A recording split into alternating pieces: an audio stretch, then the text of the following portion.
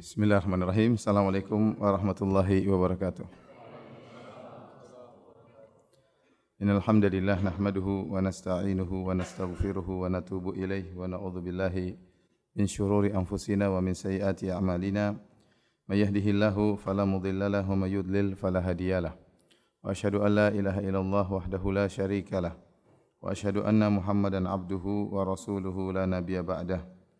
يا أيها الذين آمنوا اتقوا الله حق تقاته ولا تموتن إلا وأنتم مسلمون يا أيها الناس اتقوا ربكم الذي خلقكم من نفس واحدة وخلق منها زوجها وبث منهما رجالا كثيرا ونساء واتقوا الله الذي تساءلون به والأرحام إن الله كان عليكم رقيبا يا أيها الذين آمنوا اتقوا الله وقولوا قولا سديدا يصلح لكم أعمالكم ويغفر لكم ذنوبكم ومن يطع الله ورسوله فقد فاز فوزا عظيما أما بعد فإن أصدق الحديث كتاب الله وخير الهدى هدى محمد صلى الله عليه وسلم وشر الأمور محدثاتها وكل محدثة بدعة وكل بدعة ضلالة وكل ضلالة في النار. Hadirin dan hadirat yang dirahmati oleh Allah Subhanahu wa taala, alhamdulillah puji dan syukur kita panjatkan kepada Allah Subhanahu wa taala atas segala limpahan karunia yang Allah berikan kepada kita. Salawat dan salam semoga tercurahkan selalu kepada junjungan kita Nabi Muhammad sallallahu alaihi wasallam dan juga kepada keluarganya serta seluruh sahabat beliau tanpa terkecuali. Pertemuan kita ini adalah pertemuan yang kedua tentang manhajus salaf. Pada pertemuan yang pertama kita telah menjelaskan tentang apa itu al-manhajus salafi. Nah, pada pertemuan kedua ini kita akan membahas tentang perbedaan masdar atau sumber pendalilan antara ahlus sunnah wal jamaah dengan ahlul bid'ah. Karena dengan mengenal metode pendalilan dari ahlus sunnah, kemudian kita mengenal pula metode pendalilan dari ahlul bid'ah, maka akan memudahkan kita untuk mengenal mana yang hak dan mana yang batil. Pembahasan ini terasa lebih penting lagi terutama di zaman sekarang ini yang kathurat al-khutaba, para pembicara semakin banyak, para orator semakin banyak, sehingga setiap orang bisa berbicara tentang agama. Bahkan betapa banyak orang yang hobi untuk berkomentar tentang masalah agama. Didukung dengan adanya medsos, dengan adanya internet, sehingga banyak pemikiran yang tersebar, banyak pendapat yang tersebar, banyak orang dikenal sebagai khatib, banyak orang tiba-tiba muncul sebagai dai, sementara mungkin kita tidak jelas apakah dia berbicara dengan benar atau berbicara dengan kebatilan. Maka kita sebagai ahlus sunnah, ya, terutama orang awam ahlus sunnah, harus memiliki barometer untuk mengenal mana yang pembicaraannya, pendalilannya tepat dan mana yang pembicaraannya tanpa pendalilan yang benar. Maka perlu kita mengenal metode ahlus sunnah dalam pendalilan dan juga metode ahlul bid'ah dalam pendalilan. Dan sebagaimana kita ketahui bahwasanya bid'ah terus berkembang. Di zaman salaf dahulu muncul bid'ah dan bid'ah terus berkembang hingga zaman sekarang ini. Walikulli qaumin warith, dan masing-masing kaum ada ahli warisnya. Yang mewarisi ahlus sunnah ada, yang mewarisi ahlul bid'ah juga ada. Oleh kerana Ibn Taimiyah rahimahullah pernah berkata, "Fal bid'ah takunu fi awwaliha shibran." Bid'ah di awalnya hanyalah sejengkal, thumma takthuru fil atba'. Kemudian pengikutnya semakin parah, semakin bertambah-tambah bid'ahnya hatta tasira adhru'an, sampai akhirnya menjadi sehasta, wa amyalan, kemudian menjadi bermil-mil, wa farasikh, dan lebih panjang lagi. Jadi bid'ah diwarisi dan semakin dikembangkan oleh para pengikut ahlul bid'ah tersebut.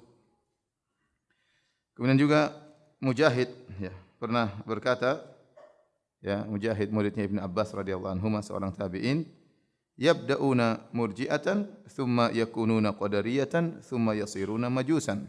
Mereka ahlul bid'ah, sebagian mereka awal bid'ah muncul, mereka memunculkan bid'ah murji'ah. Kemudian semakin berkembang, semakin lepas kontrol, kemudian mereka mengembangkan bid'ah qadariyah.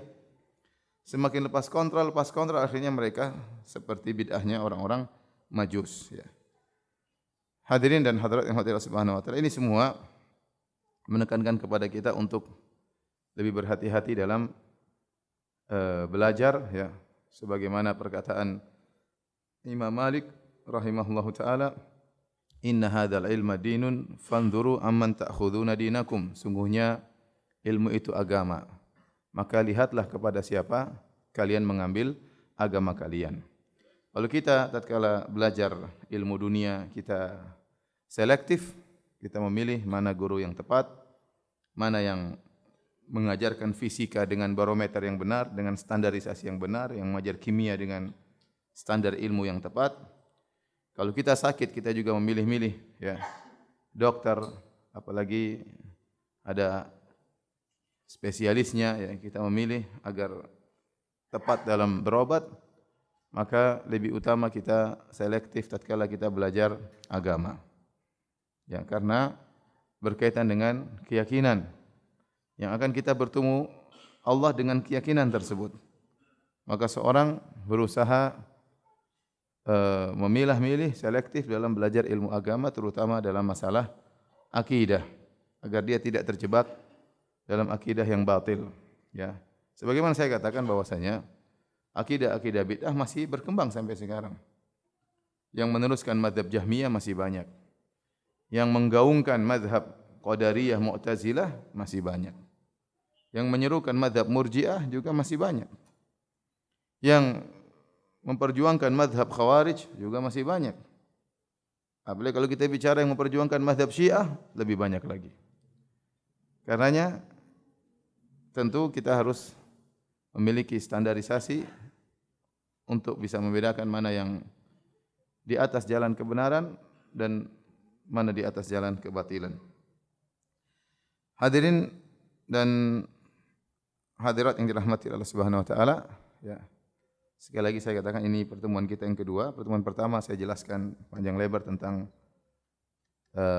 kebenaran manhajus salaf, maka ini hanya sekedar kelanjutan, ya. Baik, pembahasan yang pertama yang akan kita bahas adalah tentang manhaj ahli sunnah fil istidlal, tentang bagaimana ahli sunnah dalam berdalil.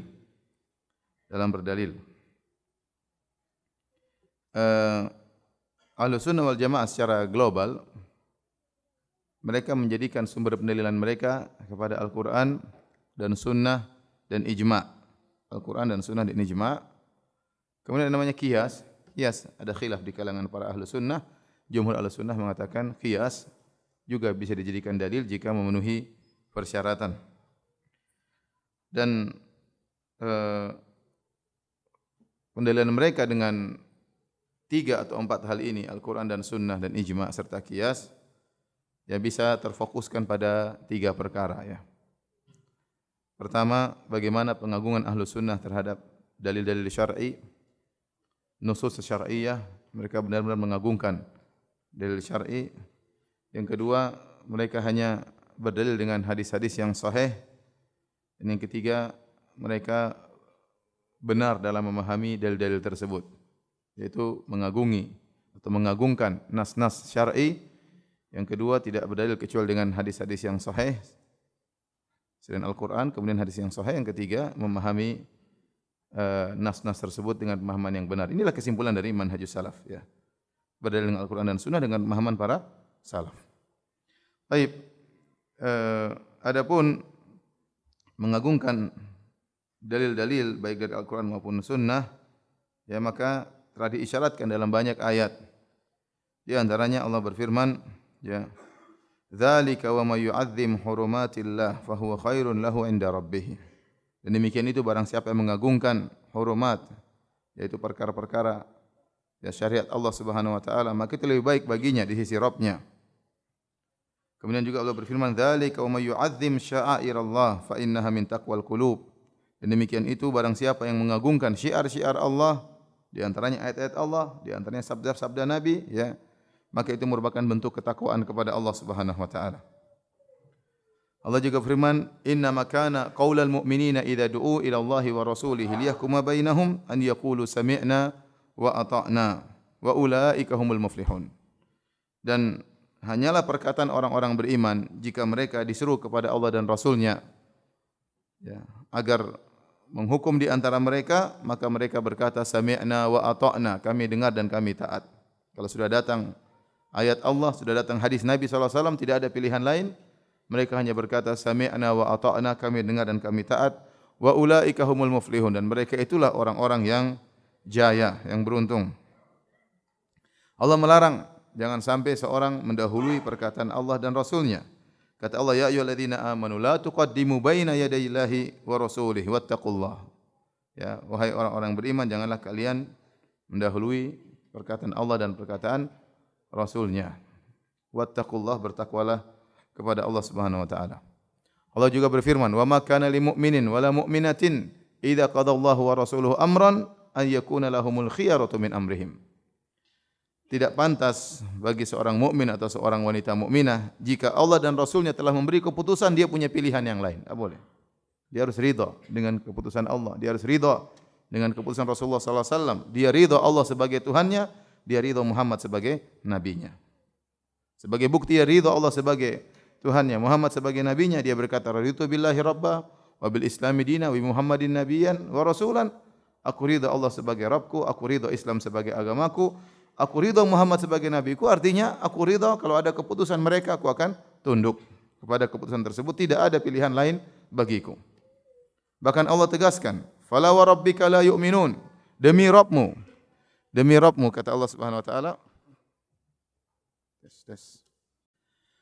Hadirin hadirat yang dirahmati Allah Subhanahu wa taala, bahkan Allah bersumpah dengan dirinya sendiri, kata Allah, "Fala wa rabbika," demi Rabbmu wahai Muhammad, la yu'minun, mereka tidaklah beriman, hatta yuhaqqimuka fi ma syajara bainahum, sampai mereka menjadikan engkau hakim di antara perkara yang mereka perselisihkan.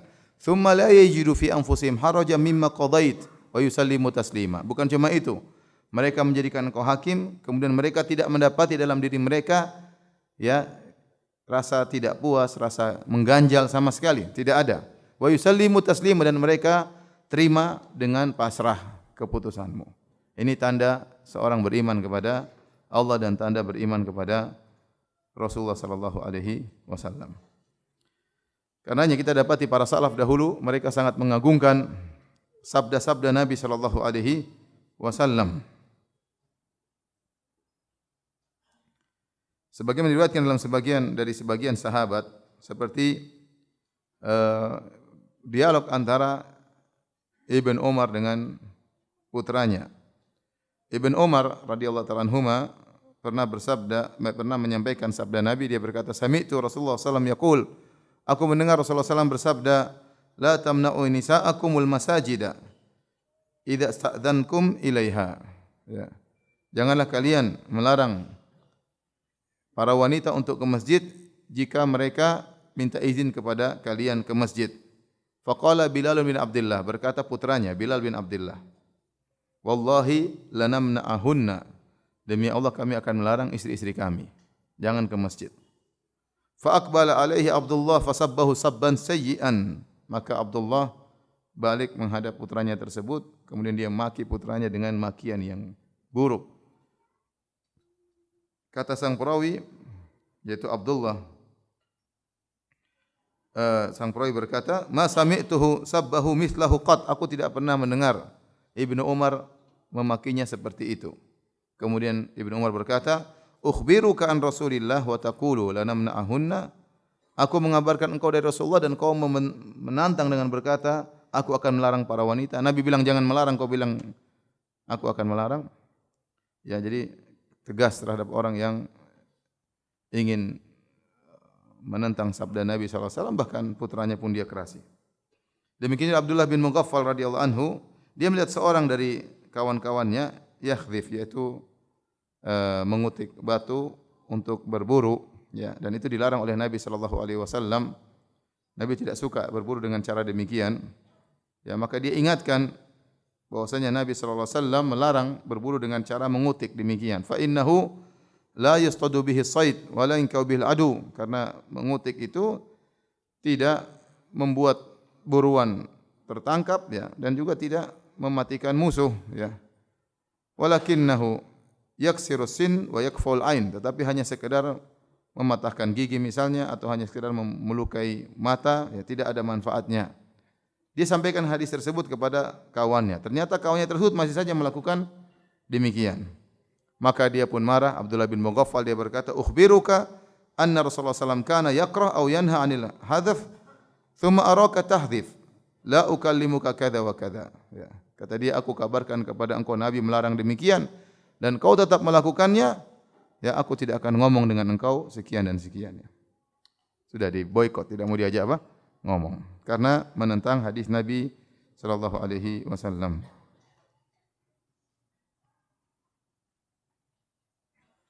Demikian juga dari riwayat dari Abu Muawiyah Ad-Dharir, suatu hari dia di sisi Harun Ar-Rasyid. Ya. Kemudian dia menyampaikan hadis Abu Hurairah, Abu Muawiyah Ad-Dharir.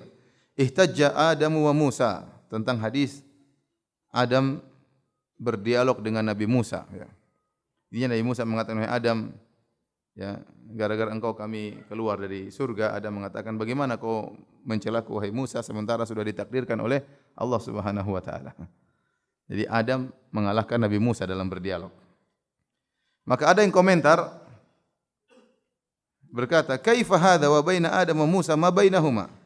Bagaimana Adam ketemu Musa padahal jarak Adam dan Musa begitu jauh, ya. Fawathaba Harun, maka Harun Ar-Rasyid kemudian bangkit dan dia berkata, "Yuhaddithuka an Rasulillah sallallahu alaihi wasallam wa tu'aridu bi kaifa?"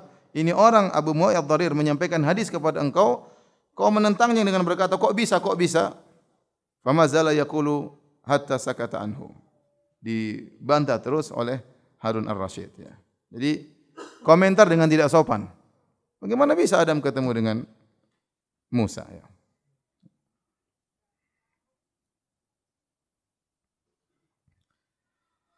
Taib, ini sebagian kecil dari bagaimana pengagungan salaf terhadap nusus syar'iyyah, terutama terhadap hadis-hadis Nabi. Kalau ada yang menentang, maka mereka bersikap tegas terhadap orang-orang yang menentang hadis-hadis Nabi sallallahu alaihi wasallam, ya.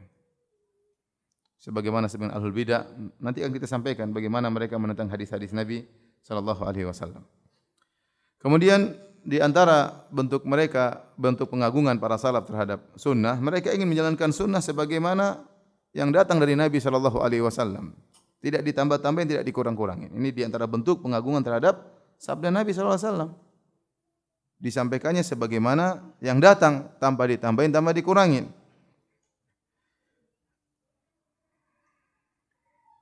Suatu hari ada seorang bersin di sisi Ibnu Umar radhiyallahu ta'ala anhuma. Kemudian orang ini, kalau orang bersin kan bilang alhamdulillah. Tapi rupanya dia tambah, dia mengatakan alhamdulillah wassalamu ala rasulillah. Jadi zikir bersinnya ditambah alhamdulillah sama salawat kepada, salam kepada Nabi sallallahu alaihi wasallam. Dan tidak ada yang ragu bahwasanya salawat dan salam kepada Nabi adalah suatu yang baik, sangat dianjurkan. Kita boleh bersalawat dan salam kepada Nabi setiap saat. Dan Allah perintahkan dalam Al-Qur'an, ya, sallu wa sallimu taslima, ya. Rasulullah suruh menyuruh salawat dan salam dalam Al-Qur'an, ya. Tetapi tatkala salawat dan salam ini dijadikan zikir bersin, hajim alhamdulillah wassalatu wassalamu ala rasulillah, ini jadi masalah, ya. Maka Ibnu Umar menegurnya. Dia berkata, alhamdulillah wassalamu ala rasulillah wa laisa hakadha 'allamana Rasulullah sallallahu alaihi wasallam. 'Allamana an naqul alhamdulillah ala kulli hal. Ibnu Umar mengatakan, bukan begini cara Nabi mengajarkan kami zikir untuk bersin, tapi Nabi mengatakan alhamdulillah ala kulli hal. Itu yang diajarkan oleh Nabi sallallahu alaihi wasallam. Alhamdulillah atas segala kondisi, ya. Bukan alhamdulillah wassalamu ala rasulillah, ya. Ya, ini menunjukkan bagaimana Ibnu Umar ingin sunnah diterapkan sebagaimana diajarkan oleh Nabi sallallahu alaihi wasallam dan jangan berkreasi dalam sunnah Nabi sallallahu alaihi wasallam. Kalau ada orang bersin kemudian alhamdulillah, kemudian ditambah alhamdulillah rabbil alamin arrahmanir rahim maliki yaumiddin iyyaka na'budu wa iyyaka nasta'in. Kira-kira bagus atau tidak? Bukankah baca Al-Fatihah bagus? Bagus, tapi jangan jadikan zikir setelah apa? Bersin. Ya. Alhamdulillah waladhdallin amin. Alif lam mim dzalikal kitabu la raib. Tentunya tidak benar ya. Secara ini menunjukkan ya mungkin orang pakai logika baik bagus. Kenapa melarang salawat? Kenapa melarang baca Al-Fatihah? Bilang enggak, kita ingin mengagungkan sunnah. Di antara bentuk mengagungkan sunnah adalah menjalankan sunnah sebagaimana datang dari Nabi sallallahu alaihi wasallam. Jangan dimodif, dimodif. Modifikasi.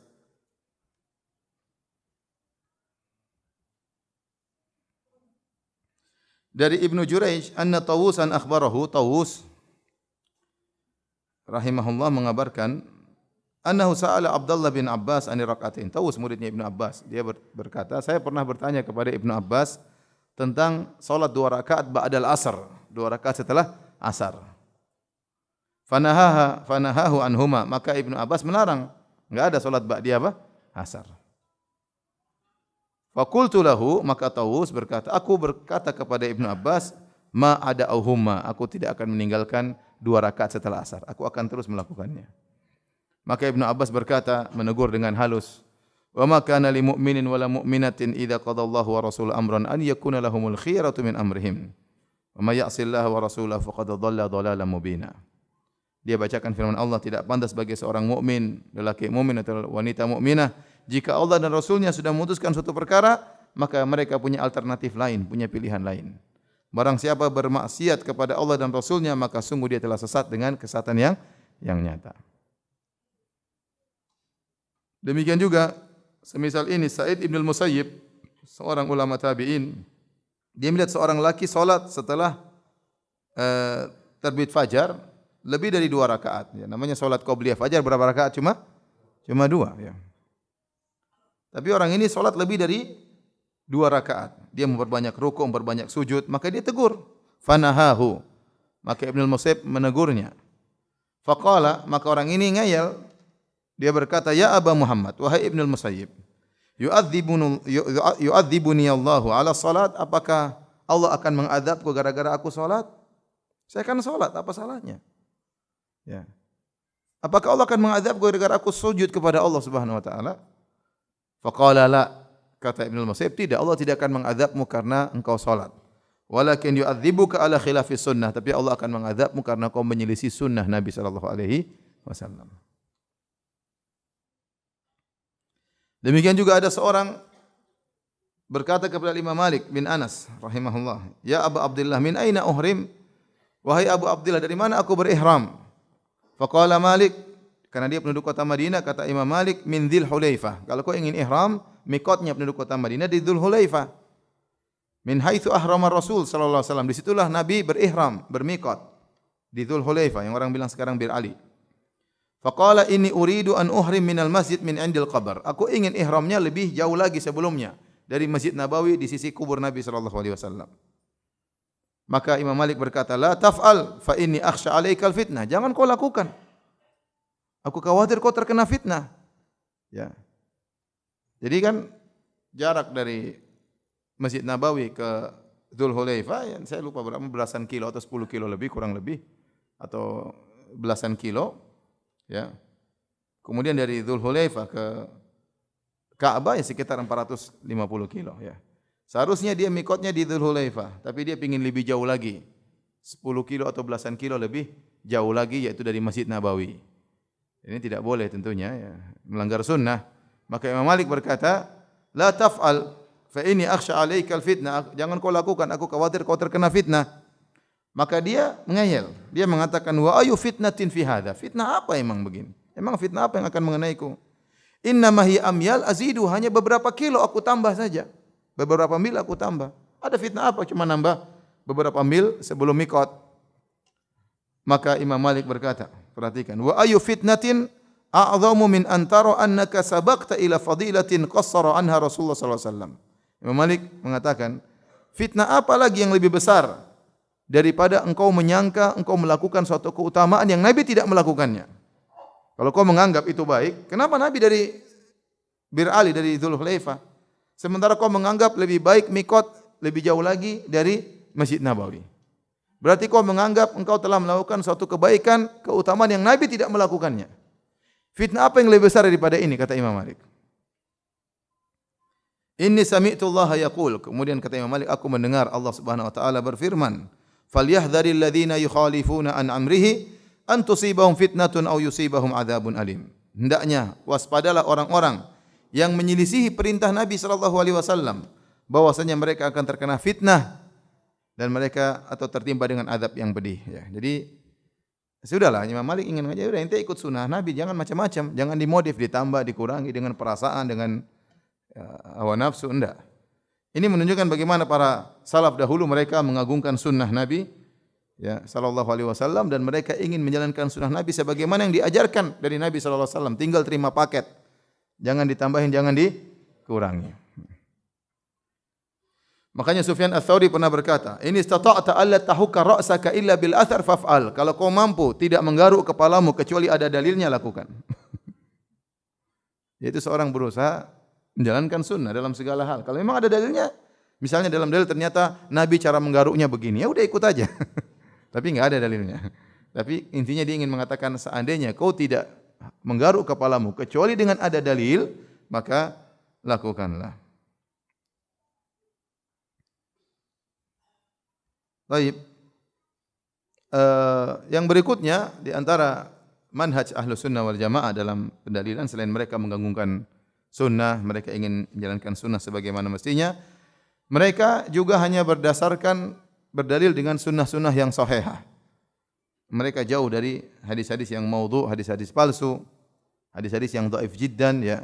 Mereka jauh dari itu semua. Ya, maka tidaklah mereka berpegang teguh kecuali dengan hadis-hadis yang sahih.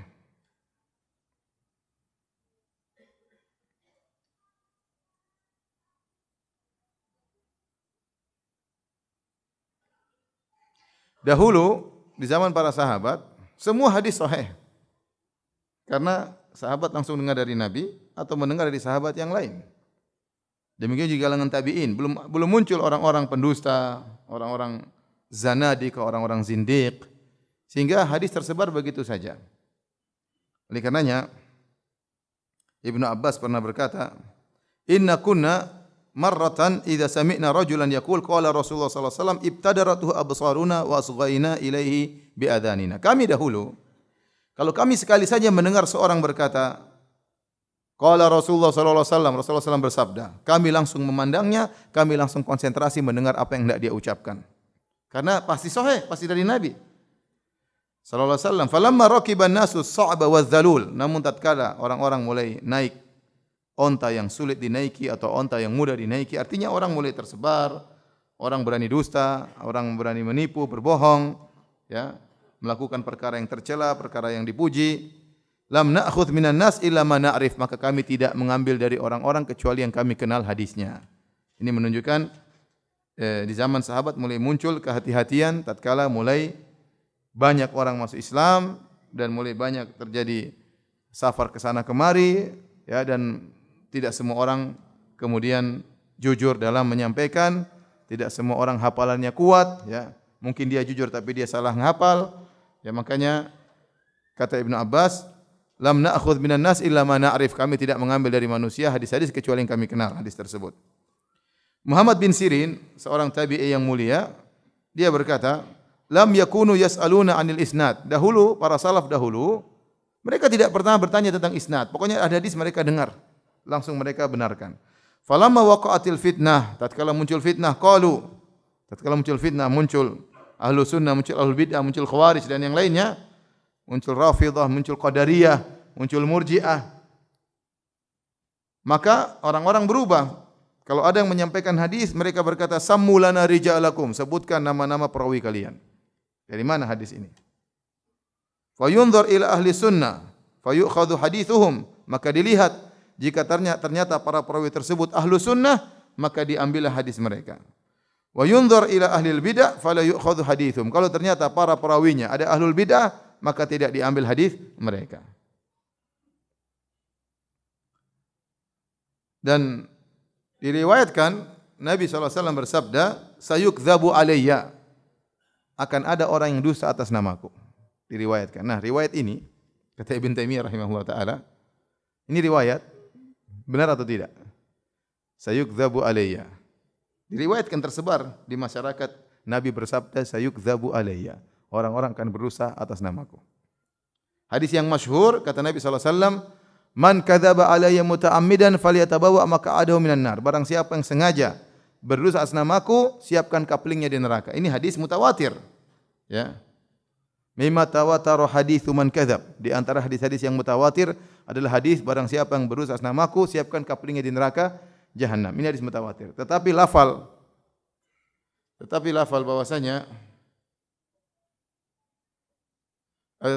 bahwasanya sayukdzabu alayya, bahwasanya orang akan berdusta atas namaku, ya. Ini ada dua kemungkinan. Kemungkinan pertama, Nabi pernah mengucapkannya, berarti memang akan ada yang berdosa. Kemungkinan kedua, Nabi tidak mengucapkannya, berarti telah tersebar hadis palsu ini. Antum enggak paham ya? Maju. Tolong maju biar yang lain dapat tempat. Rapat. Biar paham. Rapat, tolong rapat. Yang belakang maju. Yang nyandar sandarannya dibawa maju.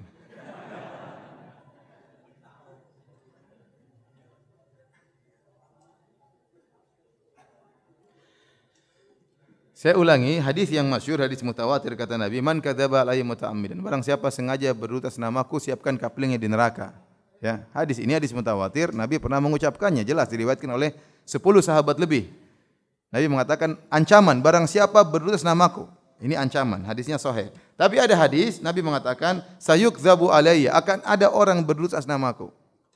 Kata Ibn Taimiyah rahimahullah dalam Minhajus Sunnah Nabawiyah, ini hadis dua kemungkinan. Hadis yang lafal yang kedua, akan ada orang yang berdusta namaku. Kalau hadisnya sahih, berarti benar akan datang pada pendusta yang berdusta nama Nabi sallallahu alaihi wasallam. Kalau hadisnya palsu, telah terjadi pemalsuan terhadap hadis Nabi sallallahu alaihi wasallam, dan ternyata benar. Banyak orang yang berdusta atas Nabi sallallahu alaihi wasallam. Ada yang mengaku setelah bertobat dia telah berdusta, mendustakan ribuan hadis, memalsukan ribuan hadis. Oleh karenanya para ulama ahlul hadis, ya, mereka berusaha memilah-milih hadis, misalkan mana hadis sahih, mana hadis dhaif, karena hadis dhaif banyak sekali. Ya. Dalam satu riwayat Imam Bukhari mengatakan, aku hafal 100.000 hadis sahih dan 200.000 hadis dhaif. Banyak, ya. Dan hadis sahih sudah cukup. Kata Ibnul Mubarak rahimahullahu taala, sahihul hadis syughlun an saqimihi. Hadis yang sahih sudah cukup. Tidak perlu hadis yang dhaif. Kita enggak perlu hadis dhaif. Hadis sahih sudah cukup untuk bisa kita beragama dengan baik. Tidak perlu kita memerlukan hadis-hadis yang dhaif.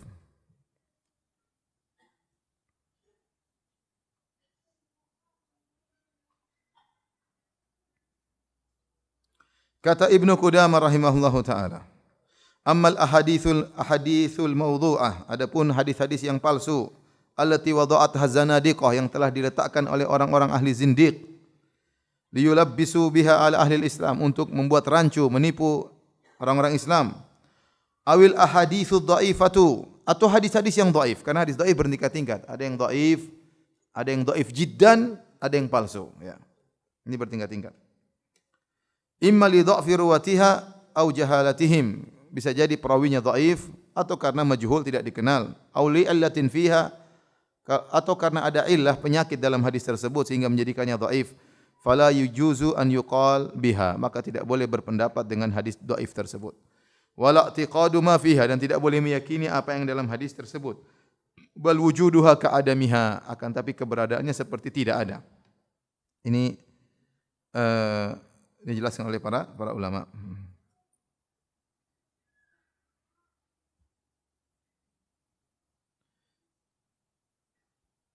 Dan kita dapati bahwasanya banyak ahlul bidah, mereka berdalil dengan hadis-hadis dhaif, bahkan hadis palsu, bahkan mereka membangun akidah di atas apa? Hadis palsu, ya.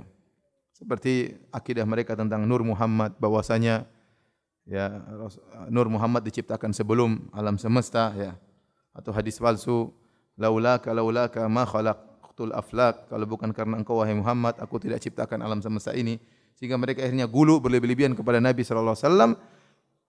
Keguluan mereka itu, pengkultusian yang berlebih-lebihan tersebut dibangun di atas hadis-hadis apa? Palsu. Sebagian ahlu sunnah berpendapat boleh berdalil dengan hadis-hadis dhaif untuk fadailul a'mal, ya. untuk fadailul a'mal, dan itu juga disebutkan oleh Ibnu Hajar rahimahullah dalam kitabnya Tabyinil Ajab, ya, tentang hadis-hadis dhaif seputar bulan Rajab. Kemudian juga dijelaskan oleh Sakhawi dalam Fathul Mughith, muridnya Ibnu Hajar, bahwasanya hadis-hadis dhaif boleh dipakai dalam fadailul a'mal dengan syarat pertama hadis tersebut tidak boleh dhaif jiddan, hanya dhaif yasir. Dhaifun dha'fan yasiran, cuma dhaif yang ringan karena dhaif itu bertingkat-tingkat. Yang kedua, tidak boleh menimbulkan amalan yang baru, tetapi hanya sekedar tentang keutamaan beramal. Misalnya tentang salat duha, hadis sahihnya banyak, tetapi apa keutamaannya? Mungkin datang hadis dhaif menjelaskan keutamaannya. Maka ini boleh kita sampaikan, ya, selama hadisnya tidak terlalu dhaif, tetapi amalannya sudah ada. Adapun dengan hadis dhaif membuat amal baru tidak boleh. Tidak boleh. Kemudian yang ketiga, tidak boleh la yusyahhar bihi, kata Ibnu Hajar, tidak boleh dimasyhurkan, tidak boleh, karena nanti didengar oleh orang awam disangka ini hadis sahih, maka tidak boleh dimasyhurkan. Kalaupun dimasyhurkan tentunya dijelaskan tentang kedhaifannya. Yang keempat, yang mengamalkannya tidak boleh meyakini ini dari Nabi sallallahu alaihi wasallam. Ini 4 syarat disebutkan oleh Ibnu Hajar dalam kitabnya Tabyinul Ajab, kemudian juga oleh Sakhawi dalam Fathul Mughith. Jadi bukan boleh hadis dhaif secara mutlak, boleh sebagian ulama membolehkan, sebagian ulama tidak boleh secara mutlak.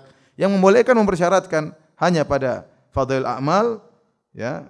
Yang kedua, hadisnya tidak boleh terlalu dhaif, hanya dhaif yang ringan.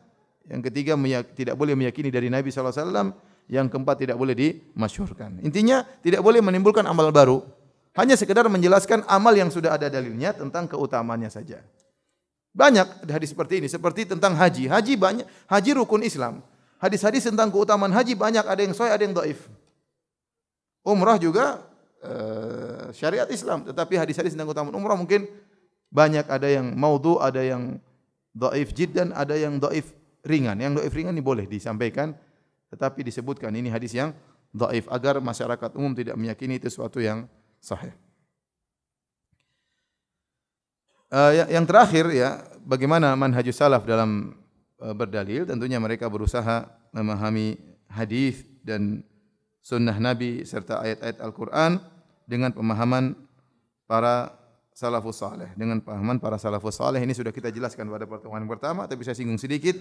Ibnu Mas'ud pernah berkata radhiyallahu anhu, dia seorang sahabat senior, beliau berkata, "Man kana minkum mustannan atau mutaassiyan, barang siapa di antara kalian yang ingin meneladani, falyata'assa bi ashabi Muhammadin sallallahu alaihi wasallam." Hendaknya dia meneladani para sahabat Nabi sallallahu alaihi wasallam. Fa innahum kanu abarra hadhil ummah quluban. Sungguhnya mereka adalah orang yang paling baik dari umat ini hati mereka. Wa amaqaha ilman, dan mereka adalah orang para sahabat umat ini yang paling dalam ilmunya adalah para sahabat.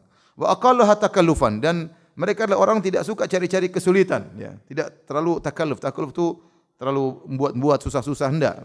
Ibadah mereka tidak ingin melebihi kadar yang diajarkan oleh Nabi sallallahu alaihi wasallam.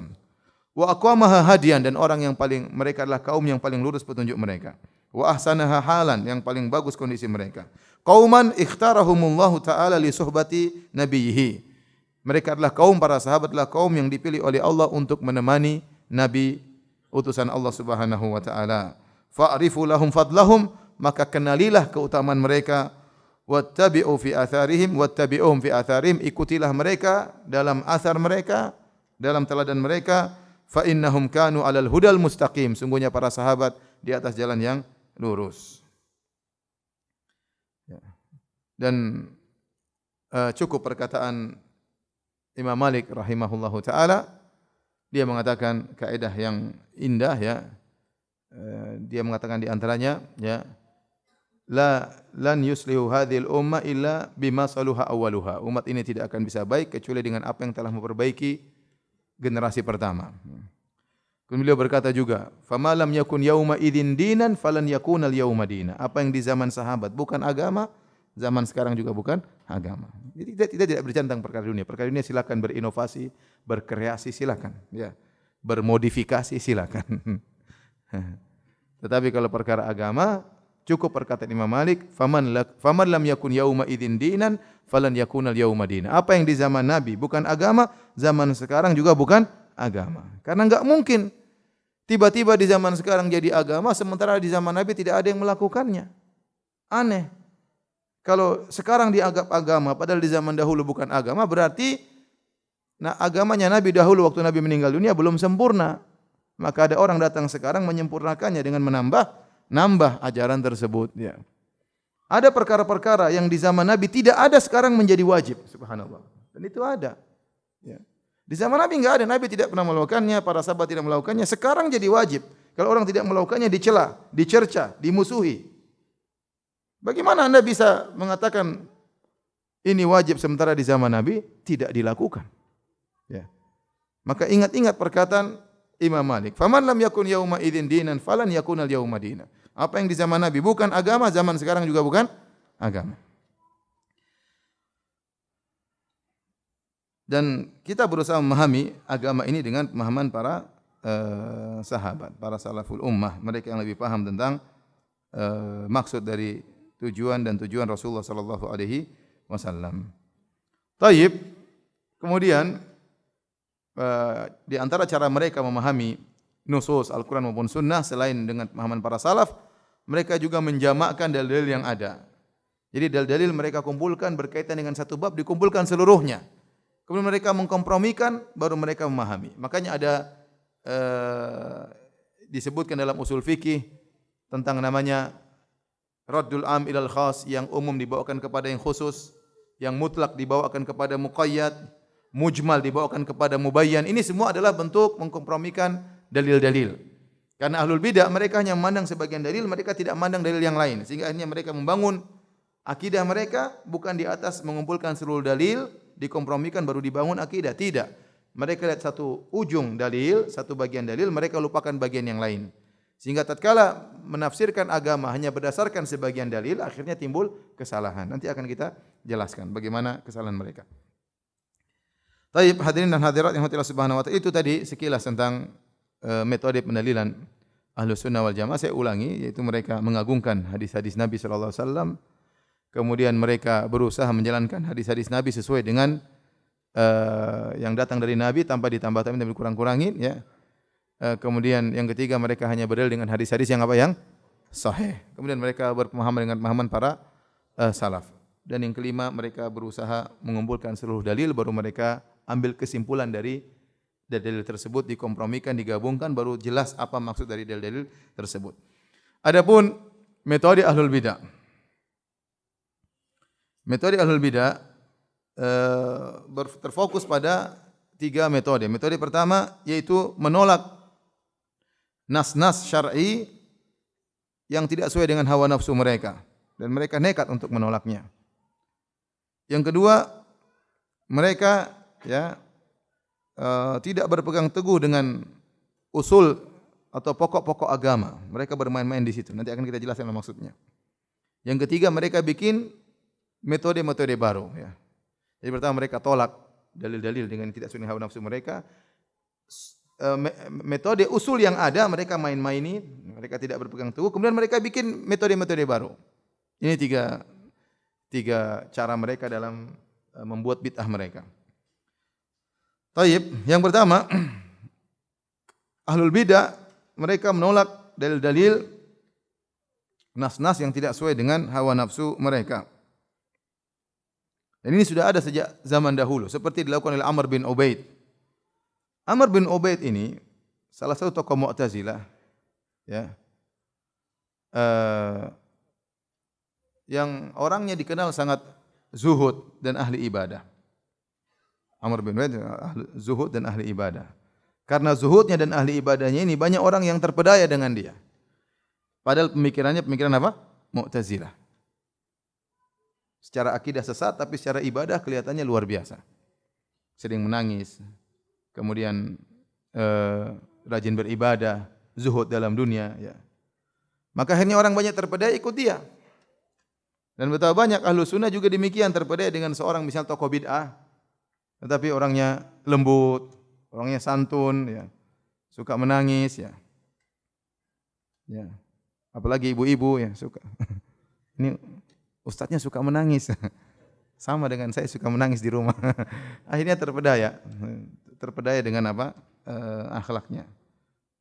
Padahal seorang harus menilai bagaimana akidahnya. Inilah Amr bin Ubaid, banyak orang terpedaya karena dia memiliki zuhud, kezuhudan dan juga semangat dalam beribadah. Dia pernah berkata tentang hadis Ibnu Mas'ud, hadis yang kita kenal dengan hadis As-Sadiqul Masduq, ya, tentang perjalanan janin yang pertama nutfah 40 hari kemudian seterusnya, hadis Ibnu Mas'ud. Maka dia berkata, yaitu hadis inna ahadakum yujma'u fi batni ummihi arba'ina yawman nutfah. Salah seorang dari kalian, kata Nabi SAW, akan dikumpulkan dalam perut ibunya 40 hari dalam bentuk nutfah. Tsumma yakunu mithla dzalik, kemudian dan seterusnya. Nah, dia berkata, "Tsumma yakunu 'alaqatan mithla dzalik." Kemudian dia berkata, "Lau sami'tul A'mash yaqulu hadza lakadzabtuhu." Kalau saya mendengar hadis ini dari A'mash, saya akan mengatakan kau dusta. Walau sami'tuhu min Zaid bin Wahab, kalau saya mendengar hadis ini dari yang lebih atas lagi dari Zaid bin Wahab, perawi yang selanjutnya, lama saddaqtuhu, aku tidak akan membenarkannya. Kenapa? Dia tidak sesuai dengan akal dia. Karena hadis tersebut menyebut tentang takdir. Ya, di akhir hadis Rasulullah SAW berkata, "Inna ahdakum ya walladzi nafsu Muhammadin biyadihi." Ya. "Inna ahdakum la ya'malu bi amali ahlil jannah hatta ma bainahu wa bain hatta ma yakunu bainahu wa baina illa dhira' fayasbiqu alaihi alkitab fayamalu bi amali ahlin nar fayadkhuluha."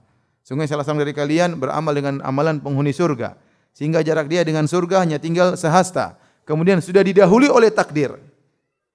Maka di penghujung hayatnya dia beramal dengan amalan penghuni neraka, lantas dia masuk neraka. Ini tidak sesuai dengan akidahnya Amr bin Ubaid yang dia Qadariyah.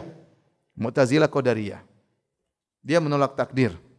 Maka dia berkata, seandainya saya mendengar hadis ini dari A'mash, saya akan dustakan dia. Kalau saya dengar dari Zaid bin Wahab, saya akan dustakan dia. Kalau saya dengar dari Ibnu Mas'ud radhiyallahu anhu mengucapkan ini, saya tidak akan terima. Walau sami'tu Rasulullah SAW yaqulu hadza la radattuhu, kalau saya dengar Nabi mengucapkannya, saya akan tolak. Bayangkan. Walau sami'tu Allah yaqul, kalau seandainya aku mendengar Allah yang mengucapkan ini, la qultu, aku akan berkata, laisa ala hadza akhadta mitsaqana. Ya Allah, bukan kau tidak menyuruh kami untuk mengimani yang seperti ini. Jadi dia memang ingin menolak apa? Hadis tidak sesuai dengan otak dia, tidak sesuai dengan akal dia. Demikian juga Amr bin Ubaid Al-Mu'tazili, dia pernah berkata, "Lau kana tabbat yada Abi Lahab fi lauhil mahfuz." Kalau firman Allah tabbat yada Abi Lahab, sungguh celaka kedua tangan Abu Lahab, sudah ada di lauhil mahfuz, sudah ditakdirkan, lam yakun lillahi 'alal ibadi hujjah. Kalau kita Allah tidak punya hujjah untuk menyiksa Abu Lahab. Jadi dia mengingkari takdir, ya. Otaknya tidak sampai sehingga dia tidak terima ayat-ayat atau hadis-hadis yang menurut dia tidak sesuai dengan akal dia. Ya. Ini contoh, ya.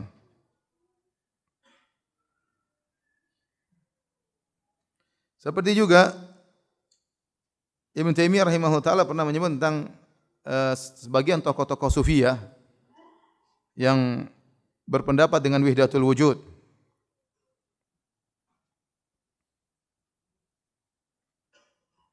Bahwasanya dia mengatakan, orang tersebut mengatakan, tokoh sufi tersebut, wa haddatsini thiqah alladhi raja anhum lamman kashafa lahu asraruhum annahu ya'ni at-Tilmisani qara'a alaihi fusul hikam li Ibni Arabi.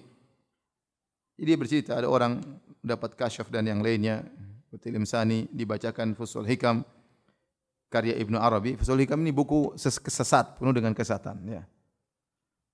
Karangan Ibnu Arabi. Dalam kitab Fusul Hikam dikatakan Fir'aun masuk surga, ya. Fir'aun masuk surga. Karya Ibnu Arabi. Saya punya ada bentuk PDF, ya. Kalau Fir'aun masuk surga apalagi kita, jelas masuk surga.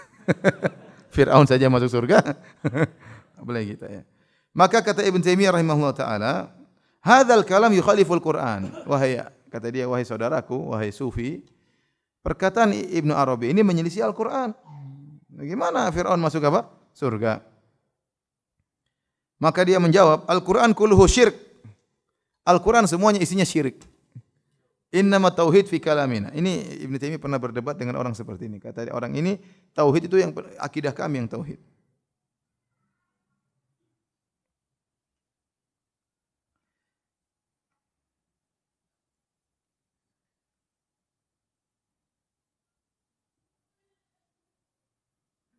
Dan banyak orang-orang, terutama orang zindik zaman sekarang ya, yang menolak hadis-hadis Nabi sallallahu alaihi wasallam. Di antara mereka seperti ada seorang tokoh ya Islami yang tatkala disampaikan kepadanya hadis tentang hadis lalat yang kata Nabi sallallahu alaihi wasallam dalam Sahih Al-Bukhari, "Idza waqa'a adz-dzubabu fi ina'i ahadikum falyaghmishu kullahu thumma liyatrahu fa inna fi ahadi janahaihi da'an wa fil akhar shifaan." Kata Nabi sallallahu alaihi wasallam, kalau ada lalat jatuh di salah satu cangkir kalian, maka celupkan lalat tersebut seluruhnya. Kemudian buang lalat tersebut. Jangan dimakan, buang lalat tersebut. Sungguhnya kenapa dicelupkan seluruhnya? Karena salah satu sayapnya ada penyakit, salah satu sayapnya ada obatnya. Maka celupkan dua-duanya agar penyakit tersebut diimbangi dengan obat.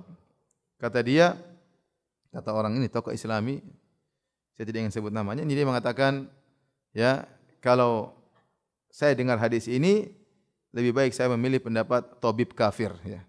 Dokter kafir bilang jangan, maka lebih baik saya memilih pendapat dokter apa?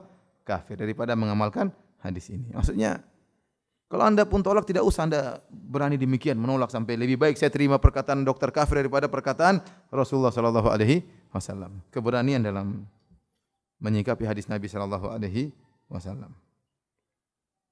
Jadi mereka menolak hadis-hadis terkadang dengan sikap tegas seperti itu ya. Ya, karena tidak sesuai dengan akal mereka. Kemudian juga di antara mereka menolak hadis-hadis Nabi atau ayat-ayat Al-Qur'an ya. Seperti pernyataan orang-orang ahli filsafat Ibnu Sina, Al-Farabi dan yang semisalnya. Mereka mengatakan ayat-ayat dalam Al-Qur'an tentang hari kiamat itu tidak benar, itu hanya sekedar khayalan. Jadi para anbiya mereka berdusta kepada kaumnya dengan pembicaraan yang masuk akal kaum mereka. Kalau mereka bicara dengan yang hakikat, kaum mereka tidak akan paham. Sehingga mereka harus membuat khayalan-khayalan, kedustaan-kedustaan agar masyarakat umum awam mengerti. Oh, ada surga, ada neraka, ada kebangkitan, ada begini-begini. Sebenarnya enggak ada. Sebenarnya apa?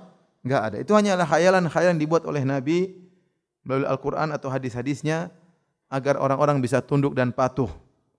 Dan ini adalah bentuk penolakan terhadap ayat-ayat dan hadis-hadis Nabi sallallahu alaihi wasallam. Ya. Dan ini perkara yang sangat mengerikan ya. Sama seperti ulil absar ya. Tatkala dia berkata bahwasanya kisah-kisah dalam Al-Qur'an itu belum tentu benar. Kisah-kisah Nabi Nuh, ya, Nabi Nuh berdakwah, kemudian kaumnya tidak menerima, maka Allah marah, Allah kirim hujan, akhirnya banjir dan akhirnya mereka meninggal.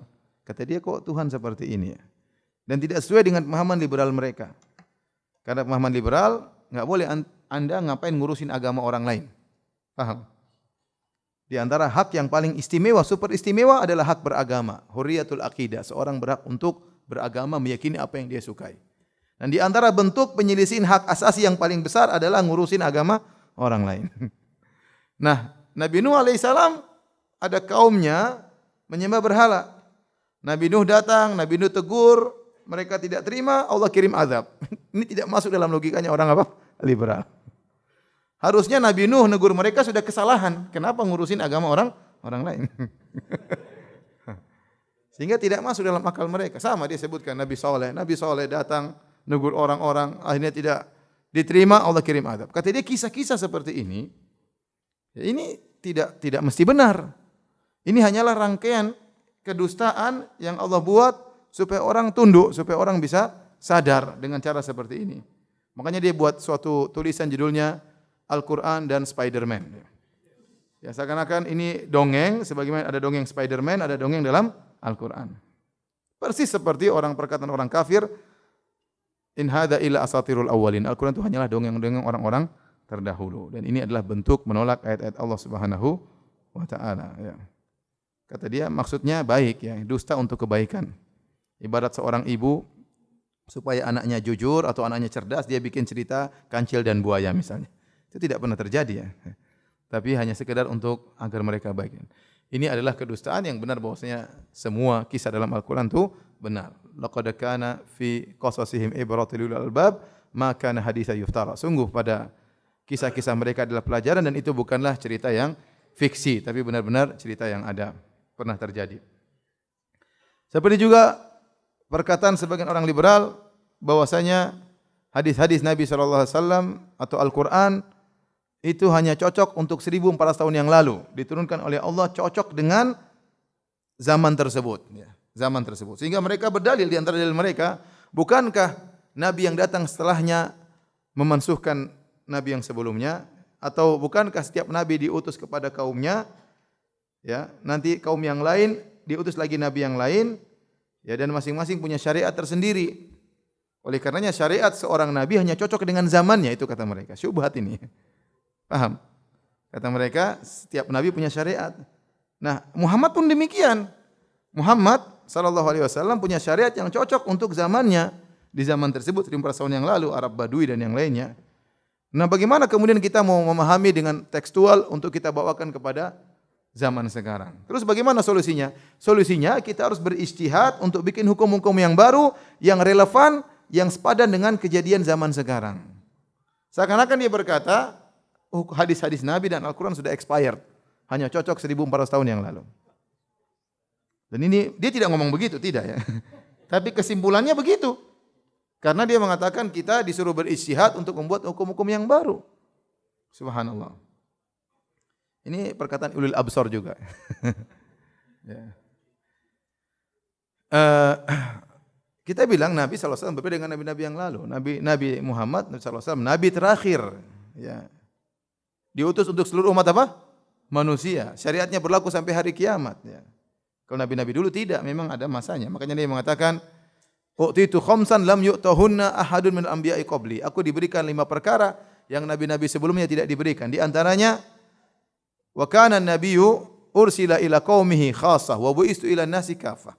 Nabi-nabi sebelumnya diutus hanya kepada kaumnya. Adapun aku diutus seluruh umat manusia. Ya. Dan dalilnya terlalu banyak. Intinya ini bahaya. Jadi seakan-akan ini menolak secara totalitas Al-Quran dan hadis. Sehingga kalau antum berdialog dengan orang seperti ini, ente menafsirkan secara tekstual, oh jangan begitu. Ini ente tafsirkan begini kalau 1400 tahun yang lalu. Kalau sekarang sudah lain, ya repot. Jadi enggak bakalan nyambung sama mereka. Taib. Di antara metode ahlul bidah selain mereka menolak hadis-hadis dan ayat-ayat dengan berbagai macam model cara, ya tadi menolak langsung atau dengan mengatakan sudah expired lah, ya, atau yang lainnya, ya. Mereka punya metode yang kedua, yaitu mereka tidak konsisten dalam menjalankan Al-Quran dan Sunnah, ya. Mereka melakukan abath, yaitu merusak, ya, usul Ahlus Sunnah, usul Islam tentang Al-Quran dan Sunnah. Di antara mereka ada yang hanya menerima Al-Quran, adapun Sunnah mereka tidak terima. Mereka hanya menerima Al-Quran, mereka tidak terima hadis-hadis Nabi sallallahu alaihi wasallam. Oleh karenanya ada sekelompok ahlul bidah seperti di India, di Mesir, yang mereka menamakan diri mereka dengan ahlul Quran. Ahlul Quran. Namanya indah. Demikian juga Al-Quraniyun. Ya, seakan-akan mereka membela Al-Quran. Ternyata maksudnya hanya berdalil dengan Al-Quran, hadis dibuang. Tentu ini adalah kesesatan, ya. Tidak mungkin Al-Quran kita bisa pahami tanpa hadis Nabi SAW. Kalau kita ingin memahami Al-Quran tanpa hadis, kita enggak bisa mengamalkan Al-Quran. Kalau ingin memahami Al-Quran tanpa hadis, kita enggak bisa mengamalkan Al-Quran. Contoh, Allah mengatakan aqimus shalah, dirikan salat. Sekarang gimana cara salat? Tahiyatnya gimana? Duduk di antara 2 sujud enggak disebutkan. Sujudnya berapa kali, berapa rakaatnya enggak disebutkan. Waktu-waktunya secara detail tidak disebutkan. Kapan mulainya, kapan akhirnya, enggak ada dalam Al-Quran. Gimana kalau jamak qasar? Caranya bagaimana? Enggak ada di dalam Al-Quran. Oleh karena seorang tidak mungkin melaksanakan rukun Islam, ya, kalau tidak berpegang dengan sunnah Nabi sallallahu alaihi wasallam. Allah mengatakan haji. Taib, cara haji bagaimana caranya? Ihramnya dari mana? Mikotnya mana? Larangan ihram secara detail? Tidak ada. Sebagian saja Allah sebutkan. Wukuf di Arafah bagaimana caranya? Allah sebutkan Arafah wukufnya bagaimana? Tidak disebutkan. Di Muzdalifah ngapain? Tidak disebutkan. Semuanya dijelaskan dalam hadis-hadis Nabi sallallahu alaihi wasallam. Ya. Makanya kalau seorang hanya membenarkan Al-Qur'an, dia tidak bisa menjalankan Al-Qur'an secara sempurna karena Al-Qur'an tidak bisa dipahami kecuali dengan hadis Nabi sallallahu alaihi wasallam. Kemudian di antara metode mereka, ya, mereka hanya beriman dengan sebagian dalil dan menolak sebagian yang lain. Ini di antara poin yang sangat berbahaya dari ahlul bidah. Mereka tidak memahami dalil secara utuh, hanya memahami sebagian dan menolak sebagian. Ahlus sunnah tadi sudah kita sebutkan, tidak, mereka mengumpulkan seluruh dalil, mereka pahami dengan benar, mengkompromikan dalil-dalil yang sepertinya ada pertentangan, mereka kompromikan. Sebagai contoh, metode orang-orang Khawarij. Orang-orang Khawarij, ya, mereka hanya memperhatikan ayat-ayat dan hadis-hadis, ya, yang berisi tentang ancaman, dan mereka tidak memperhatikan hadis-hadis dan ayat-ayat yang isinya tentang harapan. Ya. Hanya melihat yang ancaman-ancaman saja. Sehingga akhirnya mereka mengkafirkan para pelaku dosa besar. Contoh seperti firman Allah, "Wa man yaqtul mu'minan muta'ammidan fajaza'uhu jahannam khalidan fiha." Barang siapa membunuh seorang mukmin dengan sengaja, maka balasannya adalah neraka jahanam kekal di dalamnya. Sehingga mereka memahami ayat ini bahwasanya orang membunuh orang lain kafir kekal. Dan ini pernah dikatakan oleh Amr bin Ubaid, dia berkata, "Yu'tabi yaumal qiyamah." Nanti pada hari kiamat aku akan dihadirkan di hadapan Allah, kata dia. Fa aqamu baina yadayillah, fa uqamu baina yadayillah. Kemudian aku diberdirikan di hadapan Allah Subhanahu wa taala. Fa yaqulu li.